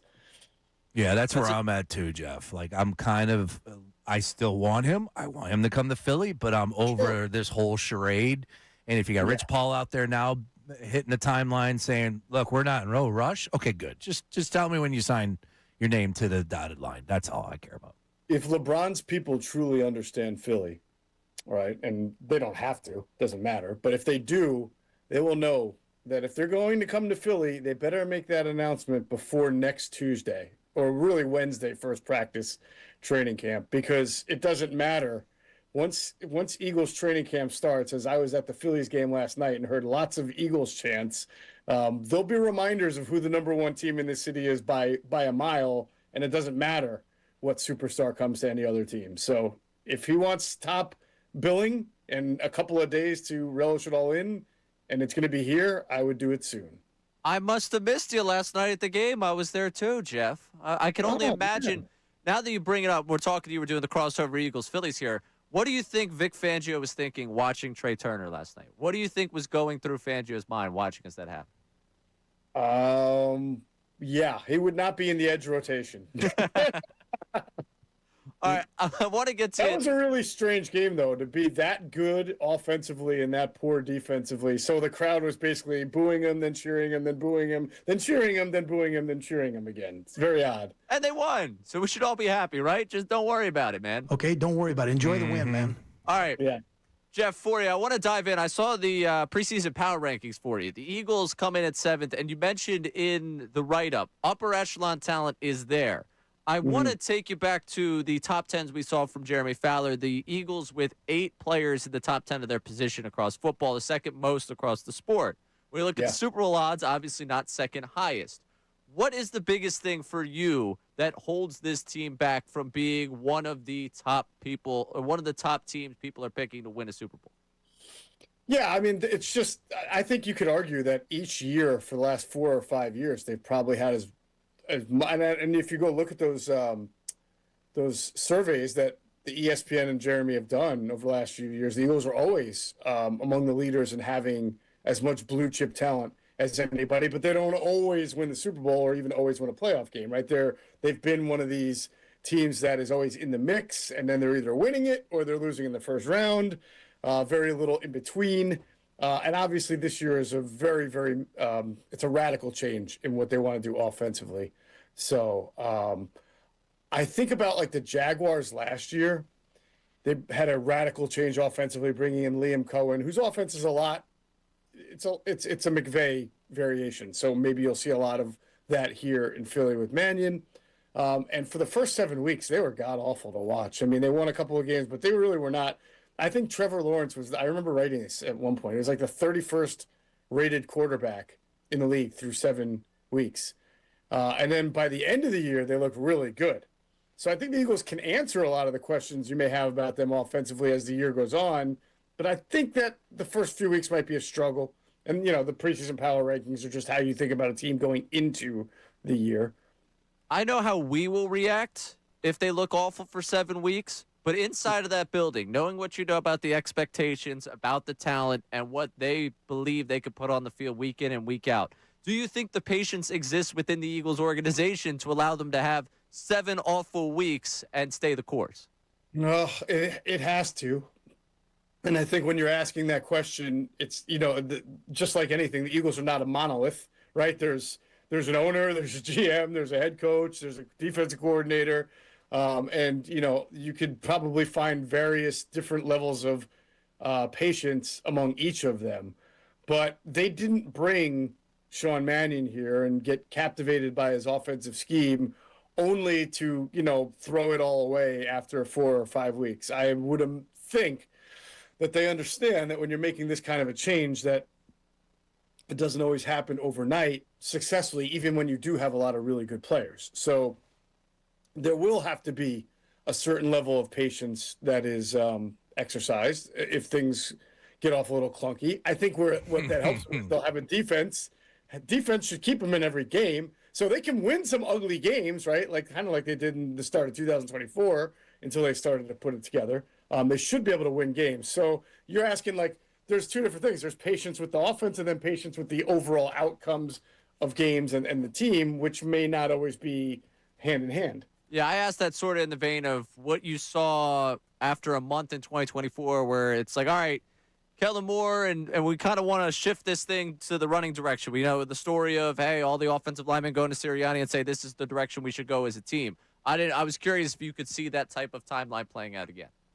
One of the things Adam and I talked about on the Inside the Birds podcast recently is sort of like the questions facing each team. And we tried to be like non-obvious questions, right? Well, offensive line health is an obvious question. That's not something we wanted to discuss for 15 minutes because everybody already knows that. But what you're asking, Ray, is something we definitely brought up. And it's the idea of, you brought this whole thing here for a reason. You can't just throw it away, right? If it does, like they did in 2024 with Kellen Moore, and just go back. It's got to be it's because it's not about, to me, results and process. It's about mentality. For way too long, this team has been very, very okay with winning ugly, taking a lot of sacks offensively, not turning the ball over, punting. You even heard Nick Sirianni sort of talk about it's all right to punt. And everybody kind of got on board with that as they won a Super Bowl. Oh, it's okay if it's ugly. It's okay. We just don't turn the ball over. That's just how the Eagles play. And it's great. And it was fun to celebrate that kind of a philosophy for a year, which will help win the Super Bowl. But last year, you started to see the offense sink even more. And you can blame it all you want on Kevin Patullo, and people will, but it's not different. His philosophy and scheme weren't any different from the years before, which is our pass offense will be second fiddle. We will try not to turn the ball over. If we have to punt, we will, and rely on our defense, and eventually we will make the plays in the fourth quarter and win. And I don't think that can fly anymore. I think you need an offense that's representative of what a 2026 offense looks like, where your passing offense and your running offense have a marriage. You're doing things in the run game because of your pass game and vice versa. And I think the mentality, Ray and Sean, has to be different. It can't just be, it's cool if our quarterback has a really high sack percentage because he doesn't turn the ball over. I don't know how long that's feasible and that's going to last. The idea is to get the ball out of the quarterback's hands and have a scheme that's good enough to do it and move the chains, not to win ugly. I think that there's a benefit to winning ugly, but it's not something you should embrace as your philosophy. Like, that's how we do it, and we are going to do it. You should always try to improve it. And they really are this year bringing in a scheme that is supposed to improve it. Especially to Ray, because the Phillies just beat the Dodgers with the best record of baseball, 10-7, and that's not good enough for Ray here. He wanted, he wanted 15-0. I get it. Anyways, we'll bring that up later. Jeff Mosher, regular spot. I do want to put this out there for the people. A great time for people to get involved on socials. Maybe not this hit, but this is his regular weekly stop here at 1 o'clock. So if you got Eagles questions, Fire M. Ray takes a look at the timeline daily. We'll go ahead and put those to the side so we can go ahead with a little rapid fire for Jeff as the season gets closer. I do also want to bring this up, boys. Jeremy Fowler, not all doom and gloom with his top 10 positional rankings. We had 8 players. I bring that up because Moshe brought up the fact that this defense could be very well or pretty good. Should be good. I mean, the fact is you do have a number of names that are considered top 10 at their positions. Now, with that being said, back over to ESPN, because this morning they had a question about the Eagles on Get Up, Jeff Mosher. So I'm going to ask you the question. You ready? Sure. Who will be blamed if the Eagles fall short this season? You got to love that question on July 21st. Now, it was a good conversation. All right, I will tell you straight up it was. A lot of things that regurgitate, a lot of things that we say, a lot of things that we deal with day to day here. But the big thing is like you can't continue to look at the offensive coordinator as the issue. Eventually, it's going to be on the quarterback or the head coach. Fair or foul in Jeff Mosher's mind? I'm sorry, did you say fair or Fowler? That was that a little. I wish I did. I wish I did. I think I got choked up on my saliva there as I was sipping a Red Bull. But yes, fair or foul? Fair or foul? No, I mean, if the Eagles fall short of expectations, let's say they don't make the playoffs or lose in the first round again, that would be anything above that. I think is fair. Anything below that is below expectations, right? Perfect. I would have to think that falls on Sirianni now. There's always context that we're missing here. If they're like a top 5 offense, but the defense stinks, then which nobody would predict, right? I don't know if Vic is going to get a whole lot of blame, but maybe Howie for bringing in like guys who didn't play well, like Grenard or Reek Woolen. I guess we're imagining doomsday scenarios here, right? But Howie's not getting fired, so we know that. So yeah, I mean, really, it starts with Nick. I'm curious for you as we get close to the season. This is the time here we talk ourselves in or out of whoever. I want to go hype train here. Who on the Eagles roster are you buying for the 2026 season? That's a great question. Who am I buying in terms of like? I just think they're going to have a good season. Yep. Yeah, we got to take some names off the list. You can't use Devontae. I was going to say you can't use Saquon. You can't use Saquon. You can't use Devontae. Anybody else on offense? That's it. All right, that's it. And then defensively, no Quinyon, no Coop. Okay. No Quinyon, no Coop. So I'm going to buy Jalex Hunt for sure. Dang.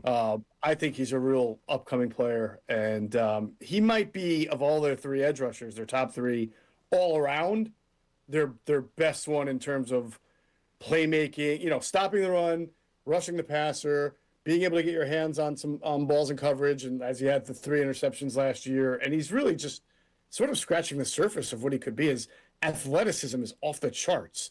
So as he continues to learn the position, I mean, I think there's an even higher ceiling for him than even last year when he led the defense in interceptions and sacks. So I'd buy myself plenty of Jalex Hunt. On offense, I'm not really down on. I mean, I guess Devontae Smith would be way too obvious because he's going to get like 150 targets. I will buy.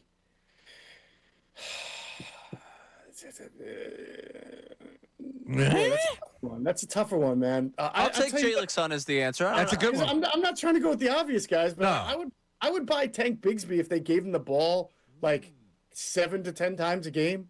Like a true backup. Could that change with Mannion? Could that change? He is a good player. I was screaming, give the ball to Tank. You think that could change with Mannion and, of course, another year with Saquon? Sure. Yeah, I think if you look at the Niners, I think if you look at the Packers in like the pre-Josh Jacobs years, because he's kind of a bell cow too, like Saquon, they were much more willing to give the ball around a little bit more. Same thing with the Niners who run the same offense. the Jaguars last year had like 3 different running backs. They would use ETN. They would use their 2 rookies.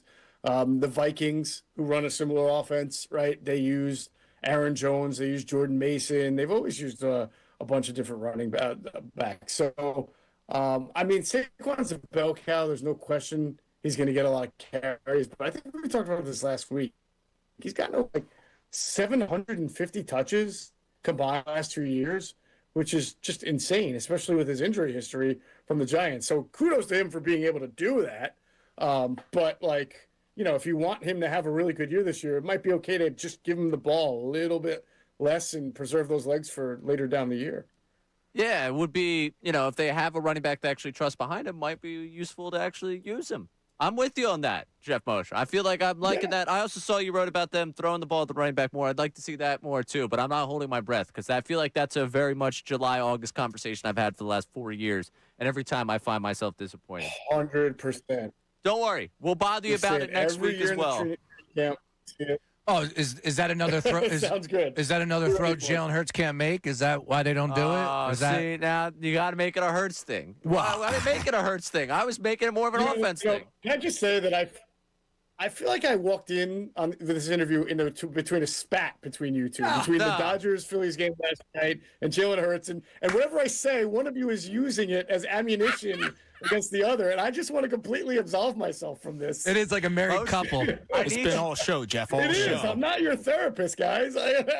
No, you're not. You're siding with me in this, and I appreciate it. Just send me a voice memo whenever you don't agree with him. That's good. We're not supposed to agree. It makes for better radio.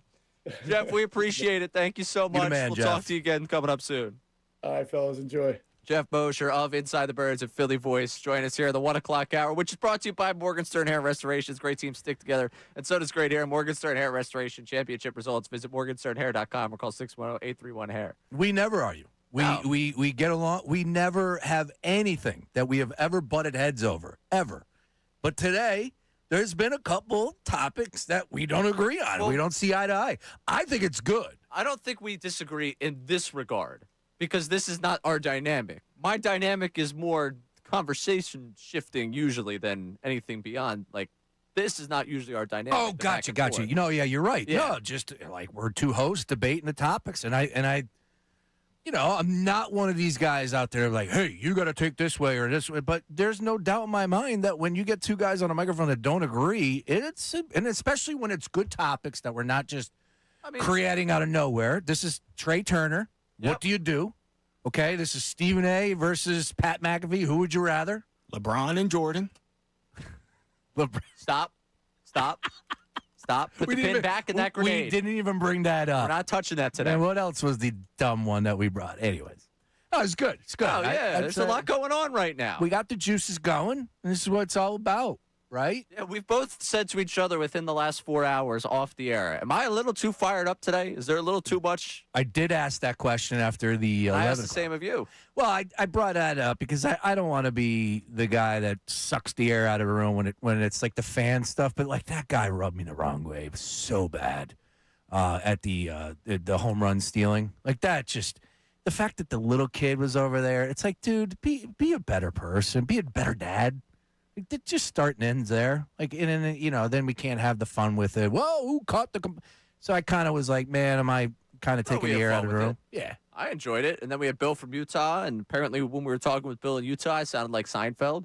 Saw that. To a tweeter. I want to get the tweeter's name. Trust the Process. Of course, that was the name of the You have Seinfeld-like tendencies. You somewhat sound like him, but I think you sound like the other comic, Mark Norman. Yeah, I think you, man. I wish I was as quick-witted. And I am a big-time fan of his. So, like, my wife brought it up, so she, and she's like, Ray sounds just like him. But ever since she said it, I can't get it out of my ear. I'm more of a Sam Morrill guy. I mean, I love both of them, but I like Sam Morrill. I've seen Sam Morrill when he came to town like the last 4 times. He's a Knicks fan.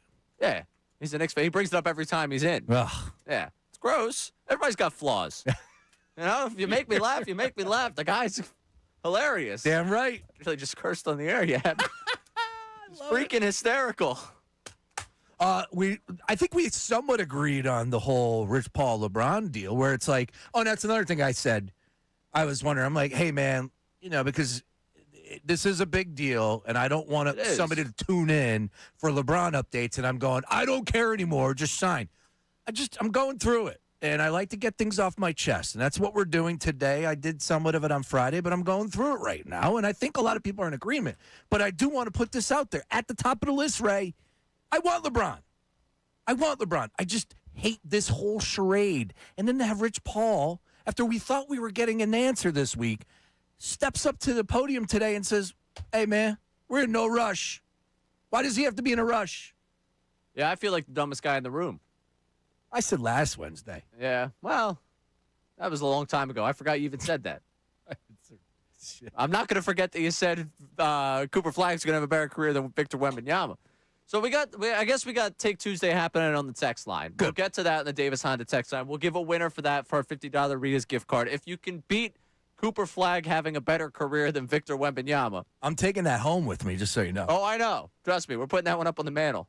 And that one's also... No, I'm taking the Rita's card with me. Oh, okay. I thought you meant the take. If no one beats me, then I'm taking that home with me. Okay. Yeah, sounds good. Yeah, I also mean we're taking that one to the audio folder. Nate, if we're grabbing one thing from today, make sure it's that take, and we have that one forever. I got more. Oh, I never doubt that you have more. What does Wemby do better than Cooper?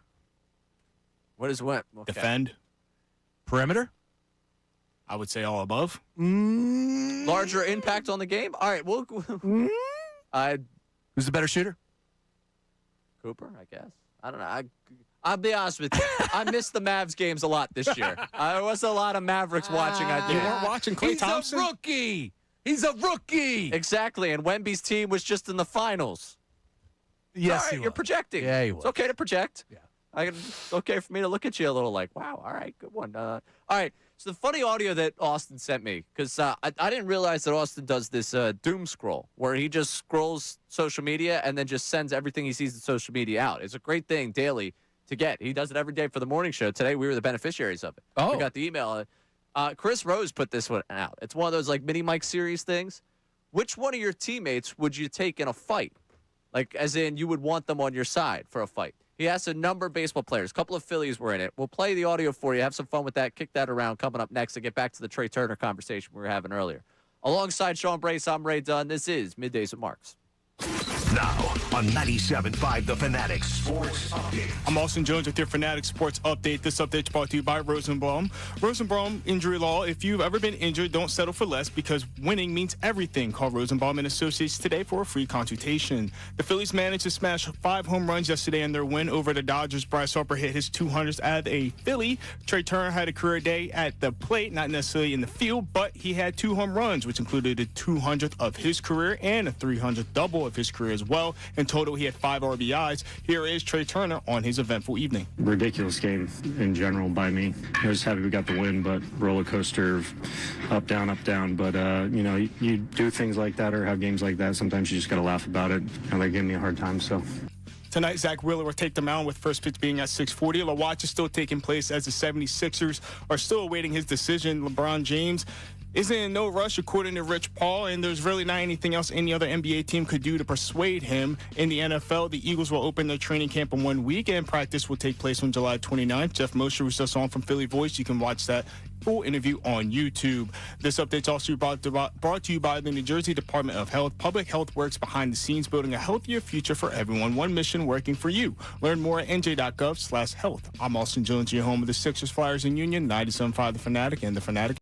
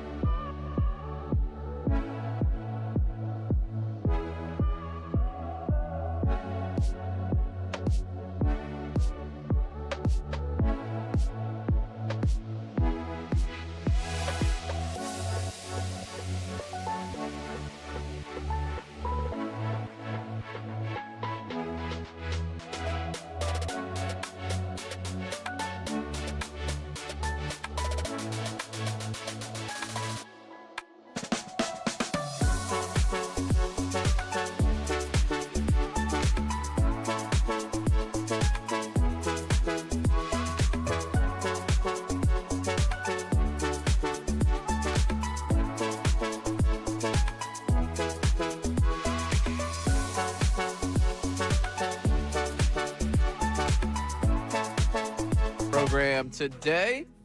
Get back to the Phillies talk in just a second. Speaking of Phillies talk, Ricky Bo here, fired up. I'm not going to say what. Oh. But I've been made aware of some programming that will be coming your way on Unfiltered this afternoon, and I have to hand it to Billy. I am quite intrigued. Oh, okay. I'll catch that on my ride home, and, of course, when I get home on the couch, watching it at NBC Sports Philadelphia.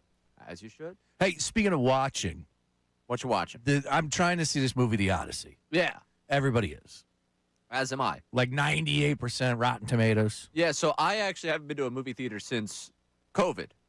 What's the last movie you saw? I couldn't tell you. I just know that I haven't been to a movie theater since the pandemic because I was trying to backlog movies, and I was like, yeah, I must have spent the entire 2020 is not in a theater. Okay. I can't tell you what I saw last. I just know that it's been post-pandemic. I haven't been back. So this feels like the one to go see. 98% on Rotten Tomatoes. Everyone's talking about it. Everybody's talking about it. Looks great. Looks wonderful. Great cast. So the issue that I'm in right now, and I'm doing my research, is that you can't see this. Apparently, there's only these directors like to make these movies. You saw with Avatar. You're now seeing with the Odyssey here, and like the director Christopher Nolan made it with this technology that is only available, I believe, in 30 theaters across the country. However, you could still watch it on your average run-of-the-mill movie theater. Right, but you don't get the full experience. Okay, what is the full experience is what I'm trying to find out. Oh, Right? I don't know. All right. Don't ask me. I'm not a movie theater guy. So, yeah, you get the normal aspect ratio and maybe a little bit of a difference picture and sound. But what I've gathered is that, like, yeah, you know, you want to see it on the best of the best, no doubt. Yeah, of course. But if you can, you catch it on this Dolby screen, and I'm probably butchering this. Oh, that sounds right. There's one in Plymouth Meeting. I'm in. You're in. Also, with the fact I'm in. This KOP deal, there's, like I said, only 30 theaters, literally sold out for the next month. So you can't Checks out. see it. People want to see the best of the best. Yeah. Well, that's my issue. And now I have, kids, and my wife wants to go. It's easy if I was like, oh, yeah, I'm going by myself. I can knock this out at midnight. No one would know. She wants to go. So now we got to figure this out. Like, babysitter. There's all this madness that goes into it. My point is, like, am I okay? Like, am I going to miss anything substantial if I see it at a lesser screen than the IMAX 70? That's a question for the people, too. You've Hit got me an up. IMAX 70 at home, so you just wait till it comes out on one of the streaming services. I was telling somebody the other day, my life is really good. And one of the reasons why I listed, because of family at the top. And I said I have an 85-inch TV on my wall. Like, my life is great. So family was number 1 or number 2? Wife was 1. Oh, sick. Kids were 2. That's awesome. 85-inch on the TV, on the screen, or, on the wall. 3. Yeah, it sounds like a pretty good ranking. Life is simple, bro. Football at 4. Football and TV, it's all the same. I don't know. That screen is the screen, man. What would I rank as I guess I'd go with my family number 1. That probably feels like the right answer there. Ding, ding, ding. Should I go extended family at 1? And then, no. I feel like I'm just going to throw family in like a whole group thing. I'm very appreciative of Yeah, everything. family 1. After that, I'm going to another Phillies game tonight. That feels about right. If the game happens. I was going to say, is that game getting in? I don't know. You were just doing a ton of weather stuff. I'm not sure. And I was selfish, as usual. No, not at all. I was looking over here. We have a storm in the Gulf Coast right now by the name of Bertha. Bertha is a great song by the Grateful Dead, just so you know. And I was wondering, because anytime I plan a vacation, I'm going on vacation next week, I was wondering if Bertha's going to make her way to the Jersey Shore by next weekend. I don't know how that works. If it does work, winds are blowing, whatever. It's not the case. It doesn't look like. However, that would be my luck. Something like that. Oh, for sure. Yeah. That would be your luck. Yep. Yeah. Phillies tonight. tonight. Minus 122, Zach Wheeler on the mound. And it's not Shohei Ohtani or Yamamoto or Roger Clemens or Bob Gibson or Sandy Koufax on the mound tonight. So if the Phillies win this game, Ray. Isn't it Robleski? Sure. Yeah, lefty. Yeah. If they win tonight, that's impressive. Is that impressive? Yeah. Okay. Talk about an all-star. All right. A left-hander. I wasn't sure where it was on the Ray scale. That's all. Yeah, no, I just looked. I guess he's got a career 70 ERA against Phillies. That's funny. We'll take that. I'll take that. Does Shohei still struggle? I hope. For my sake. I enjoyed watching him struggle yesterday. The strikeouts were awesome.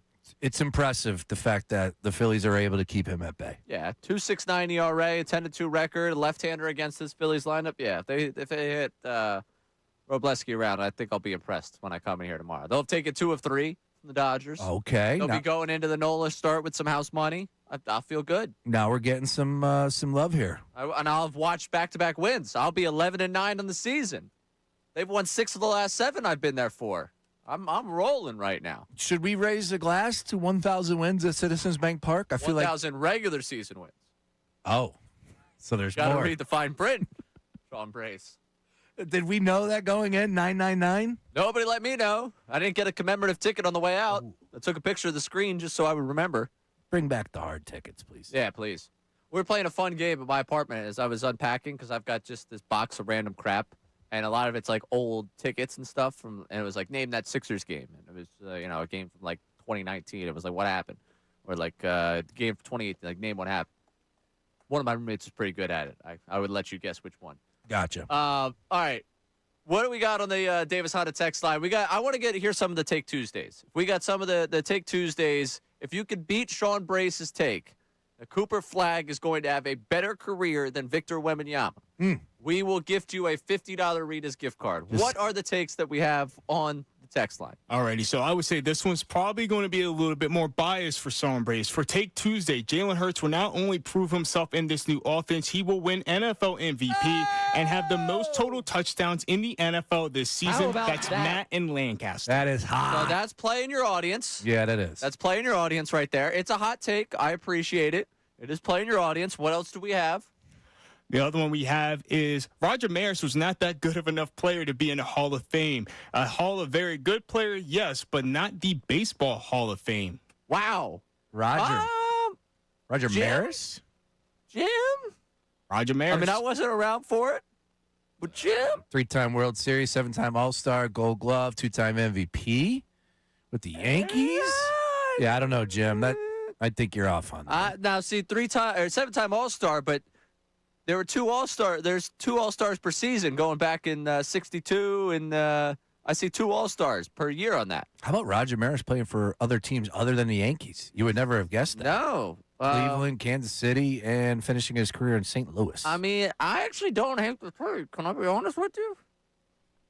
He was a part of those great Yankees teams. What's the career stat line there, say, Ray Don? 275 in terms of career home runs. 822 career OPS. Yeah, but are you bringing it to like this year? 1,300 hits. Wow, that's really low. Yeah, I'm just saying, Jim.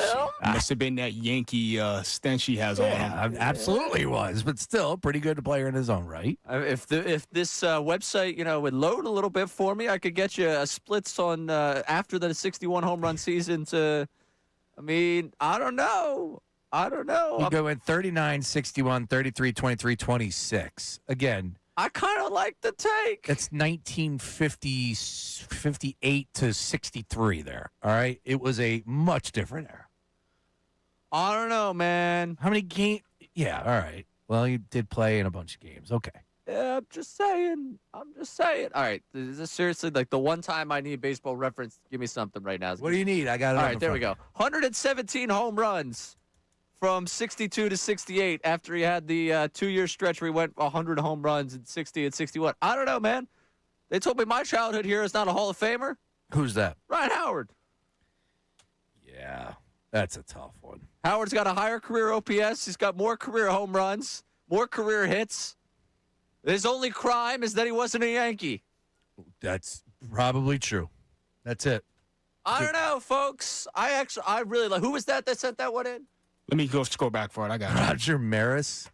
All right. You got any others? That's Tom, the road work guy. Okay. Tom, the road work guy. Maris, not a Hall of Famer. All right. Give me one more. They didn't even leave a name, unfortunately, but they did say Cooper Flag won't even have a better career than VJ or Harper, let alone Wemby. Carry on. So maybe that was Big Perk. Oh, wow. All right. So the exact opposite of Sean Brace's take. I don't know if we can award that one. VJ and who? Who else did he mention? Harper. I could see VJ being better than Harper, but again, Cooper Flag is just, he's done another level, bro.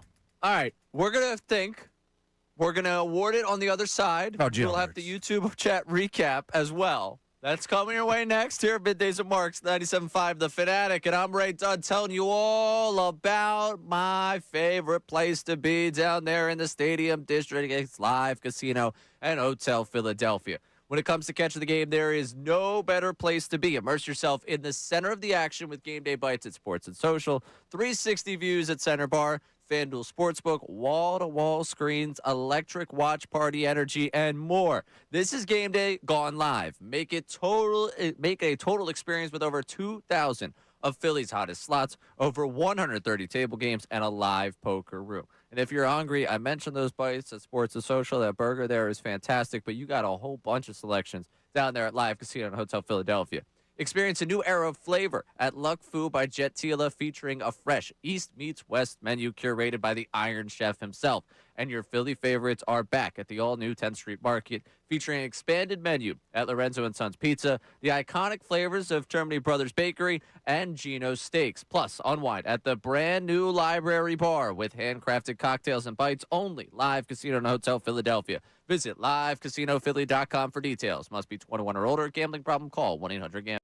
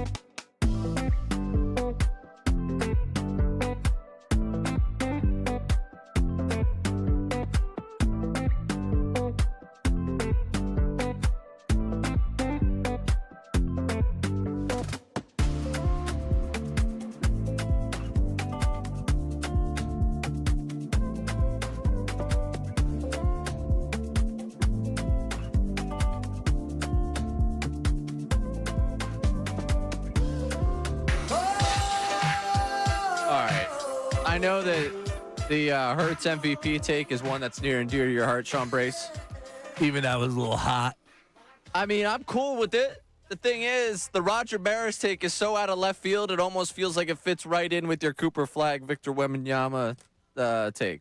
The original take was that Cooper Flag will win a championship in the next 5 years, and then I said I'll even add a little more spice to it. He'll have a better career than Wemby. Yeah, that was a spicy one. That was like, I'm not ordering that wing sauce level of spice. That was Hot Ones level of spice. It gets hot. Yeah. How far do you think you would last on Hot Ones? All right, so I've always, man, I'll tell you what, Ray, as I get older, that's another thing. I will tell you straight up, something that has changed, and it is You can't take the heat. able to eat hot food without dying the next day. That's the issue. I can go down. I can crush that wing. I can go down on some wings. But not to get too graphic, it's the next day. I got you. The stomach just starts to hurt, and it's not even like, just do the job. It's not that. It's like, oh my God. Yeah. So yeah, as I get older, you're a mild guy now. Hot food, yes. Here you go. You ready? One of my favorite food items of all time: the spicy chicken sandwich from Wendy's. Can't eat it. Really? Can't eat it. I eat it, it'll screw me up the next day. And that's weak. That's nothing. That's nothing. Yeah, I'm not a heat guy, so anything that you've had in your life, you're a stronger man than I on this. I ate a wing on Fox. I'll show you the video for Super Bowl when the Super Bowl was in New York in the Meadowlands. Oh wow! So this is going back. Denver and Seattle, right? Yeah. We did a halftime show. The Super Bowl was on Fox, so we did a whole deal. They brought this one wing in. One wing. One singular. And it was lathered up just with, I don't even know, but the how they measured the CPUs or whatever CPMs they measured on a certain scale. Guy was like, all right, I had to sign a waiver. Did it. You had to sign a waiver? Ate the wing on TV, right? One little bite, pull, ate it. Dude, it was immediate regret. I was sweating, drenched. They had a camera on me waiting for me to throw up. Sue Serio's over me, fanning me. I did not go out to watch the Super Bowl that night from that one wing. You ever do the one chip challenge? No, I'm good. I think you could die from that. I had some boys do it, and they're like, "You want to try it, Jones?" I said, "Absolutely not." And then they proceeded to cry. Yeah, I think you can. I think you can die from that. I do. Very interesting you say that. This has nothing to do with the spice. You're a last name guy with your friends. Yeah. Joe Jones. Jones. Yep. You're definitely a last name guy. I've never been, but it's Really? always funny. People just call me by my last name. I was gonna say, I feel like Brace is one that, like, if I knew you from a different life, if I knew you from your life, you probably would have some ridiculous nickname. I did. Like, oh, okay, yeah. Yeah, they called me Caviar for a little while.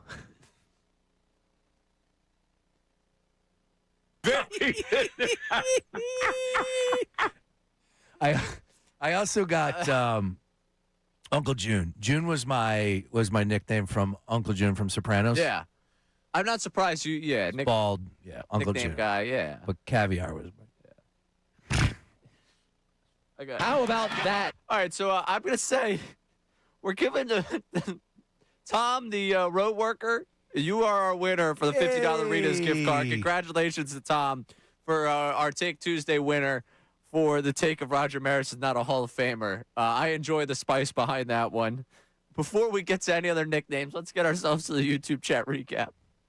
It's time for the YouTube chat recap. How about filling us in? Let me tell you something else, man. Watch us live on YouTube every single weekday. I can't lie. Let me tell you something. It's the Middays with Marks YouTube chat recap. All right, here we go. Austin Jones looks like my barber trying to recruit kids to play at the rec center on Tuesdays. If Bayless from the chat. Good work by you. Yeah. Hey, helping the kids out. Must be the polo. Hey, well, unlike Sean Brace, I actually can tolerate children. Get those kids to the gym. Break a sweat. Let's go. Austin looks like he's about to give a college lecture on sports science. Tommy John from the chat. I guess he's all about me today. Nah, man. So I'll give them credit on that one. Yeah, I could totally see you. Like, I could see kinesiology. Like, they got the professor standing up at the board, and it's all right. Today we're lucky enough to be joined by Director of Sports Science for the 76ers, Austin Jones. Everybody give it up for Austin. And if you walked in that outfit, it would make a lot of sense. It's a nice fit you got on today, but it does make a lot of sense. I could see you as the, the Director of Sports Science? That's what they were going for? Yeah, sure. I'll take it there. Why not? What would be the thing you feel like you could give a college lecture on? Probably managing money because your boy was making some dough in the past and your boy's not making dough. There you go. Interesting. All right. What about you? College lecture. What do you think you could give it on? How to have the best time possible. I don't know. Yeah, I got nothing. Fair enough. Yeah, there you go. Legally or illegally? Yes.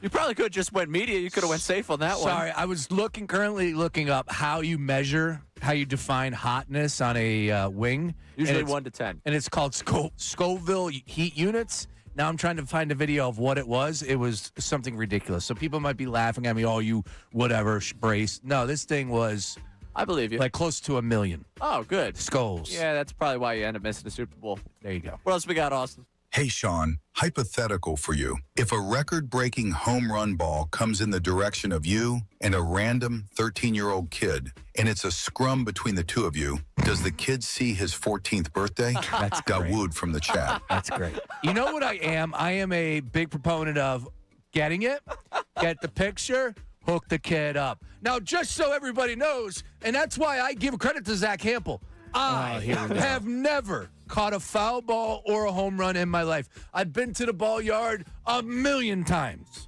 I can't even count. And I have never caught a foul ball or a home run. That's why I look at Zach Campbell and I'm like, dude's elite. You know what Zach Campbell would have done last night? Taking the ball from Cooper DeJean. He would have. He would actually put up a fight. I bet you Zach Campbell would have fought that guy. Yeah. No, they would have fought who? Cooper DeJean? No, not Cooper DeJean. He would have fought the Halliday figure. And there would be no winners in that fight. Probably not. No winners. No, we all would lose for having had that happen. I think we're pulling for Halliday at that point in time. You said it, not me. What else we got, Austin? Watching Trey in the field is like watching a 6-year-old trying to do linear algebra. MBD from the chat. That's harsh. I mean, after last night, it doesn't feel too far. It's still harsh, though. Oh. All right, last one for you. For Take Tuesday, Jalen Hurts will not only prove himself in this new offense, he will win the NFL MVP and have the most total touchdowns in the NFL this season. That's a winner. Matt in Lancaster. It wasn't a winner. It was Tom the road worker. That's a double down. Yeah, Matt actually texted us, too. Nice work. I'm in. I'm looking at some of these old videos of me. Good grief. What about the old videos? Dude, I don't even know who this person is. I'm half of this guy anymore. Or I'm two of it. Look at this. Look at that video of me. Hi, Sean Brace. That looks like you. What do you mean? That's you. That's me at like 180. I'm 50 pounds heavier than that guy right now. You had a couple kids, man. A long time ago. That was 10 years ago. Yeah. But anyway, I'll find that video, and it was on Fox 29, and I was literally, filmed. People talk about it. They're like, dude, I remember you ate that wing. You all right? You all right now? Yeah, You're like, no, it's been a decade. I haven't actually recovered. Would never go down that road again, though. I promise you that. No. So the hot ones is fun, but I probably would not do it. No, I don't think so. I don't think. Would you do it? No. I mean, I probably. It's tough. Would you do it for money? Yeah, well, that's the thing. Would I do it for the publicity? Like, if they were like, right now, Hot Ones comes up and is like, we're trying to find a no name for our next season. Would you like to be the no name that we interview? I mean, I'm in. I'd be like, all right, well, I'm in. This is probably good for my career. I guess I'll eat some hot wings, but it doesn't really feel like necessarily something I'd be in on. It's actually a good idea for a bet. Oh, that does feel like a good idea for a bet. Football season right around the corner. All right, so if Cooper Flagg doesn't have a ring in the next 5 years, we're going to make Sean Brace eat the wing that he ate for the Super Bowl. Oh, we ride with Trey. Yep. Oh, we ride with Trey. All right, good feeling for tonight? Game? No game? No game. No game. Good feeling for tonight. We got floods coming our way, man. Everybody be safe. Okay, well, in that case, that's a shame. Yeah. Also, on topic of good feeling, we got a LeBron decision by the time we get on the air tomorrow. No. Okay. Well, that's 0 for 2 on that one. Appreciate the optimism from you, Sean Brace. That's all we got for you tomorrow. Sean Brace, myself. Thank you, Austin. We appreciate it. We'll talk to you again tomorrow here on Middays and Marks. Now on 90.